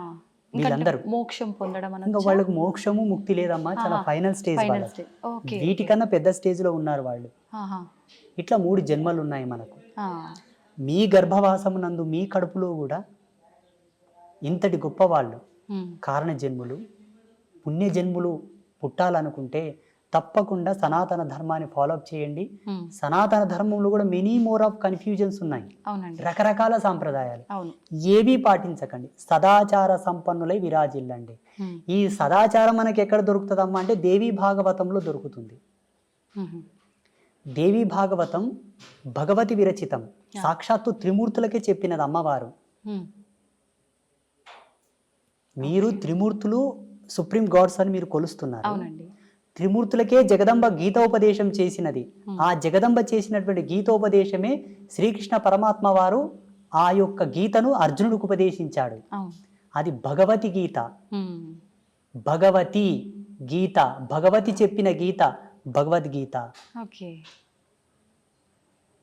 అర్థమవుతుందా? అర్థమైందండి. మీకు ఒక ఫోటో నేను పంపిస్తాను, దీని మీద స్క్రీన్ మీద స్క్రోల్ చేయండి. అలాగే. కృష్ణ పరమాత్మ జగదంబను చూపుతూ అర్జునునికి గీతోపదేశం చేస్తాడు. ఉమ్, ఉమ్, ఆ ఫోటో బయటికి రిలీజ్ చేయరు చాలా మంది, ఎందుకంటే పక్షపాతం. అక్కడ స్త్రీమూర్తి హైలైట్ అవుతుంది కదా. అవును, అవును. వద్దు, మాకు అది వద్దు. దేవుళ్ళ విషయంలో కూడా పార్షియాలిటీస్. లేకపోతే ఇప్పటికీ ప్రతి సందర్భములో అవును, అవును. యజ్ఞమూర్తి ఎవరు, ఉమ్, మంత్రతంత్ర అధిష్టాన దేవత ఎవరు, వేదమాత ఎవరు? అవును. అమ్మవారి గుళ్ళకు శోభ లేదు తల్లి. ఉమ్, దక్షిణ భారతదేశంలో ఉంది, ఎందుకంటే దక్షిణ భారతదేశంలో ఆధ్యాత్మికతకు స్వతంత్రత ఉన్నది కాబట్టి. అవును. ఉత్తర భారతదేశంలో ఉన్న శక్తిపీఠాలన్నీ వెలవెలబోతున్నాయి తల్లి. ఉమ్, అది నా బాధ. ఉమ్, సెంట్రల్ గవర్నమెంట్ గనక అధికారం ఇస్తే భారతదేశంలో శక్తిపీఠాలకు ఉండే వైభవం ఏ దేవాలయానికి ఉండదు. నేను కట్టించి చూపిస్తాను స్వచ్ఛందంగా. ఆ, అమ్మవారి గుడి అంటేనే ఒక అద్వితీయమైనటువంటి అజరామరమైనటువంటి కళాఖండముల చేత విరాజిల్లేటట్టుగా నేను కట్టిస్తాను. కానీ ఉండాలి. ఉండాలి. పేరులోనే అర్థం ఉంది కదా, మన శక్తి పీఠం, అది భూమికి శక్తి. అవునండి. ఎర్త్ ఫిట్ లాగా పనిచేస్తుంది అది. మన భౌగోళికమైనటువంటి ఈ భూప్రపంచాన్ని కంట్రోల్ చేసేటువంటివి అవి. మళ్ళీ అమ్మవారు అందుకే నన్ను పుట్టించిందేమో అనుకుంటాను నేను. నా భావన, నా వ్యక్తిగతమైన భావన, మీ భావన కాదు, నా భావన. చూద్దామండి ఏమవుతుందో. మీరు అన్నట్టుగా ఆలోచించడం కాదు, ప్రతి ఒక్కరు మనసులో ఉన్నదే. ఆడవారిని కొంచెం చిన్న చూపుగా చూస్తుంటారు, ఎవరింట్లో వాళ్ళకే కొంచెం చిన్న చూపు ఉంటుంది. సమానంగా సంపాదించినా, సమానంగా గౌరవం ఇచ్చినా, ఏ రకంగా అయినా కూడా ఉంది. ఇప్పుడు మీరు చెప్పేదాన్ని బట్టి చూస్తే అంటే ఈ పీఠాలు ఇవన్నీ అయితే మేము రీసెర్చ్ చెయ్యము, తిరిగి చూడం కాబట్టి అంటే అమ్మవార్ల ఆలయాల పైన కూడా ఇంత వివక్ష ఉంది స్త్రీ అని ఉంది. మీరు ద్వాదశ జ్యోతిర్లింగాల దేవాలయాలు చూడండి, అవును, అష్టాదశ శక్తిపీఠాల దేవాలయాలు చూడండి, అవును, మీకు లైవ్లు ఇప్పుడే కనిపిస్తాయి కదా. పురుష దేవుళ్ళకు సంబంధించిన కాన్సెప్ట్ ని ప్రవచనకర్తలు అలా చెప్పారు. ప్రవచనకర్తలు చెప్పడం ద్వారా ఇప్పుడు జనాలది ఏం తప్పు లేదమ్మా. మాలాంటి వాళ్ళు ఏం చెప్తే అది వింటారు. మీరు ఇంతకుముందు అన్నారు కదా, ఎవరు వచ్చి ఏం చెప్తే అదే వింటారు గురూజీ జనాలు, మరి ఎటు పోవాలి జనాలు అన్నది మీరు అడిగారు చూసారు, అది సత్యమే. అలా వెళ్ళిపోయారు. కానీ వేదాంత తర్క సంవాదం యొక్క మూలం చెప్పన, మంత్రతంత్రాల యొక్క మూలం చెప్పన, అమ్మను ఆశ్రయించిన వాడే ముక్తిని పొందగలడు. ఇది సత్యం. అందుకే కదా త్రిమూర్తులు ఆమె పాదాలు అక్కడ పడుతున్నారు. ఇప్పుడు చూడండి, ప్రపంచంలో ఎక్కువ శాతం పురుషులందరూ కూడా స్త్రీలలాగా మారుతున్నారు. స్త్రీలు పురుషుల్లాగా తక్కువ మారుతున్నారు. అవును, అవునండి. లింగ మార్పిడి చేసుకొని అధిక సంఖ్యాకులు పురుషులు స్త్రీలలాగా అవుతున్నారా, స్త్రీలు పురుషుల్లాగా అవుతున్నారా? పురుషులే స్త్రీలలా అవుతున్నారు. పురుషుడు యథార్థంకి వస్తున్నాడు కాబట్టి అది సత్యం. కానీ అలా జరగడం మంచిది కాదు. ఇది సృష్టి విరుద్ధమే కదా. విరుద్ధమే. అలా మారకూడదు. ఒకవేళ ఆడపిల్లల యొక్క గుణగణాలతో స్త్రీ యొక్క స్వాభావికంతో ఒక పురుషుడు పుట్టినప్పటికీ సాధ్యమైనంత వరకు 100% వాని మోటివేట్ చేసి వాని ద్వారా ఒక జన్మనిప్పియాలి, వానికి సంసారం ఇవ్వాలి. కానీ ఏదో మహిళలాగా చేష్టలు చేస్తున్నాడని వాని కన్వర్ట్ చేయకూడదు. ఇప్పుడు అందరూ అలాగైతే జగత్ సృష్టి ఎట్లా జరగాలి తల్లి? అవునండి. మీకు జన్మనిచ్చిన తల్లిదండ్రులు కూడా ఇట్లా చేసుంటే మీరు పుట్టేవాళ్ళ? అవును, అవును. అది మనకు కావాల్సింది. 100కు 1,000,000 ప్రయత్నం చేయగా కూడా వాళ్ళు మాడలేదంటే ఈశ్వరార్పణంగా చేసేసేయండి, తప్పులేదు. ఇది నా అభిమతం. ఏమంటారు? కరెక్టే అండి. వాస్తవమా కాదా? వాస్తవమే. అది ఎంతసేపు బ్రతికినా మీరు యాంకరింగ్ ధర్మంలో, ఎలక్ట్రానిక్ మీడియా ధర్మంలో వాళ్ళు, సన్యాస ధర్మంలో నేను, సమాజం అంతా కూడా భావి తరాలను దృష్టిలో పెట్టుకొని బ్రతకండి. ఈనాడు మనం చేసింది రేపటి తరాలకు అది ఆచారం అవుతుంది. మా పెద్దలు చేసిండ్రా, మేము తీసేయం దీనిని అంటారు డైరెక్ట్. చేసేటప్పుడే ఆచితూచి చేయండి అంతే. ఇంకోటి, మన మీడియా ద్వారా అందరికి నేను ఒక రిక్వెస్ట్, చెప్పండి, ప్రకృతిని కాపాడండి ప్లీజ్. నిజంగా ఇది అందరికీ చాలా ముఖ్యం. ప్రకృతిని కాపాడండి. ప్రకృతిని కాపాడడంలో ఒక మంచి టిప్ చెప్తాను మీకు. మీ పిల్లల పుట్టినరోజులున్నా, మీ పుట్టినరోజులున్నా, మీ పెద్దల యొక్క తద్దినాలున్నా, దినకర్మలున్నా, ఏదన్నా ఫ్రీ ప్లేస్ ఉంటే అది రోడ్డు పక్కన అక్కడిక్కడ కాకుండా ప్రతి ఒక్కరు ఒక 10 చెట్లను నాటండి. అవును. అవసరం ఉంటే తప్ప చెట్లు కొట్టొద్దు. అవసరం ఉంటే తప్ప కొండలు, గుట్టలు, పర్వతాల జోలికి వెళ్ళవద్దు.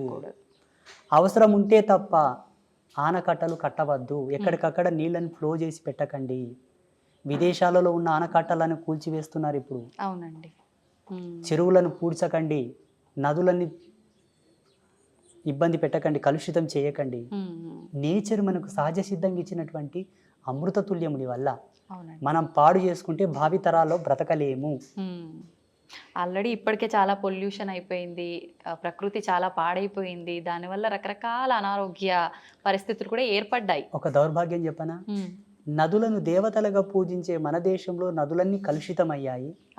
నది యొక్క విలువ తెలియని దేశంలో అయితే ప్యూర్ ఉన్నాయి, మళ్ళీ ఆ నీళ్లు తాగడానికి కూడా పనికిరావు. ఇది దౌర్భాగ్యం భారతదేశంలో. ఇలా కావడానికి కారణం ఏంటో తెలుసా? సనాతన ధర్మం ఇంకా కూడా స్వతంత్రతను పుంజుకోలేదు అనుకుంటాను నేను. సనాతన ధర్మానికి స్వేచ్ఛ లేదని అనుకుంటాను నేను. ఉండగలిగితే ఈ నదులెందుకు ఇట్లా కలుషితం అవుతాయి, ఆ దేవాలయాల మీద ఎందుకు దాడి జరుగుతుంది? అవునండి. జగదంబ నాకు ఒక అవకాశం ఏమని చెప్పండి అమ్మవారిని. తప్పకుండా అండి, కోరుకుందాం అందరం మీరు కూడా. కోరండి, నేను అడిగితే ఇవ్వట్లేదు. అవునా? మీ అంతటి సాధువులు అడిగితేనే ఇవ్వలేదు, నేను అడిగితే ఇస్తుందంటారా? నీకెందుకురా వెళ్ళా, నువ్వు ఊక నాతో జపం చేసుకొని కూసోరా అంటది అమ్మ. అవునా? ఆ, నేను బహుశా మీలాంటి వాళ్ళు అడిగితే ఇవ్వచ్చేమో. ఆ, నాకు గనక అమ్మవారు అవకాశం ఇస్తే నేను ఏం చేస్తానో తెలియనా? చెప్పండి. గోవుని జాతీయ జంతువుగా ప్రకటిస్తాను. సెకండ్, ఈ భారతదేశంలో ఉండేటటువంటి సహజ వనరులు, జీవనదులు, పర్వతాలు, అరణ్యములనన్నిటినీ కూడా ధర్మమూర్తుల యొక్క ఆధీనంలో ఉండేటట్టుగా రాస్తాను. ఎందుకంటే ధర్మమూర్తులకంతా దూరదృష్టి కలిగి ఉంటుంది. నదుల్లో కలుషితాలు కలవనివ్వరు, చెట్లని కొండల్ని కొట్టనివ్వరు, ఆపుతారు. ఎందుకంటే పర్వతాలను పూజిస్తాం మనం, చెట్లను పూజిస్తాం మనం, నదులను పూజిస్తాం కాబట్టి వాటి జోలికి వెళ్ళనియరు. ప్రసిద్ధ పీఠాలు ఉన్నాయి, శృంగేరి జగద్గురువులు ఉన్నారు, పెద్ద పెద్ద పీఠాధిపతులు ఉన్నారు. ఆ ప్రదేశం అంతా కూడా వీరి ఆధీనంలో ఉంచేటట్టుగా నేను చట్టం తీసుకొస్తుంటే, దీన్ని అంతా నువ్వు కంట్రోల్ చేయాలని చెప్తుంటే. ఇప్పుడు మీరు చేసే ఈ సాధనలు వీటన్నిటి వల్ల ఈ మార్పులు సాధ్యం కావంటారా? ఖచ్చితంగా చట్టం చేతిలో ఉండాలంటారా? 100% సాధ్యం అవుతుంది. కాకపోతే సామాజికమైన మర్యాదలు కొన్ని ఉన్నాయి కాబట్టి. వెనకతలకు ఒక స్వామీజీ, నాలాంటి స్వామీజీ ఒక యజ్ఞం చేసి యజ్ఞశక్తిని ధారపోసాడు, లోక వినాశనం అవుగాక అని. అందులో వాళ్ళ శిష్యులు కూడా ఉన్నారు, వాళ్ళు కూడా పోయారు. అంత జ్ఞానం తెలిసిన ఆయన కూడా అక్కడ తప్పు. ఈ తపస్సులు, మంత్రబలము, మంత్ర ప్రయోగములు కూడా కొన్ని ధర్మాలతో చేయబడతాది కాబట్టి ఎలా చేద్దామన్నా అందులో అందరూ ఉంటారు. అది కదా వచ్చింది ముప్పు. ముందు వెనక ఆలోచించాల్సి అది అశ్వత్థామ కదా బ్రహ్మాస్త్రాన్ని ప్రయోగించాడు కానీ వెనక్కి తీసుకోవడం తెలియదు ఆయన. అట్లా ఎన్నో మూలాలు బతికే ఉన్నాడంటారు, ఇది నిజమేనా అండి? మీరు ఒకవేళ హిమాలయస్లో ఒక సిటీ ఉంది, ఒక ప్లేస్ ఉంది, అక్కడికి వెళ్తే ఆయనతో మీరు ఫోటో కూడా దిగవచ్చు, సెల్ఫీ. నిజమా? -60 degrees సెల్సియస్లో చలి ఉంటుంది అక్కడ, -60. మరి ఒకవేళ వెళ్తామంటే కెమెరామ్యాన్ మీరు వెళ్ళండి. అది ఎలా సాధ్యపడుతుంది అంటారు? గడ్డగట్టి పోము అక్కడే అడుగు పెట్టిన దగ్గరే లేరు అనడానికి అవకాశం లేదు. సప్త ఋషులు ఉన్నారు, యోగ పురుషులు, సిద్ధ పురుషులు, మహావతార్ బాబాజీ కూడా ఉన్నారు ఇప్పటికీ. చాలా మంది యతీంద్రియులు, సిద్ధ పురుషులు ఉన్నారు. లేరు అని మీరు కొట్టిపాడేయకూడదు, ఎందుకంటే మీకు అనుభవం లేదు, మీరు చూడలేదు. మేము చూసాము కాబట్టి ఉన్నారని చెప్తున్నాము. వాళ్ళని ఇక్కడికి తీసుకొస్తామంటే తీసుకొస్తాము. ఈ యొక్క తపోజ్వాలకు తట్టుకొని ఉండే శక్తి ఈ మానవాళికి లేదు. పిట్టలు రాలిపోయినట్టు రాలిపోతుంటారు వాళ్ళు వస్తూ ఉంటే. అది సత్యం. అంతటి ఎనర్జీ ఉంటుంది వాళ్ళ స్పిరిచువల్ ఎనర్జీ. సంతోషం అండి, చాలా మంచి మంచి విషయాలు అయితే మా అందరికీ తెలియజేశారు. మరొక మంచి ఎపిసోడ్లో ఇంకా కొన్ని విషయాలు మీతో మాట్లాడాలని ఆశిస్తున్నాను. ధన్యవాదాలండి. ఐ డ్రీమ్ మీడియా ప్రేక్షకులకు అందరికీ ఒక సన్యాసిగా, ఒక బ్రహ్మచారిగా మా యొక్క ఆశీస్సులు. ధర్మం పట్ల నిలబడండి, ధర్మాన్ని కాపాడండి. ధర్మం తల్లి వంటిది. మన తల్లి మనకెంతో ముఖ్యమో ధర్మం అంతే ముఖ్యం. ధర్మం అంటే హిందూయిజం కాదండి, ప్రకృతి. ప్రకృతి మానవాళికి ఉపయుక్తమైనటువంటి ఆచారం, రూల్స్, వీటన్నిటిని కాపాడితే భావితరాలకు మనం ఇచ్చిన వాళ్ళం అవుతాం. దయచేసి మా మొరను ఆలకించండి. లోకా సమస్త సుఖినో భవంతు. శుభం భవతు.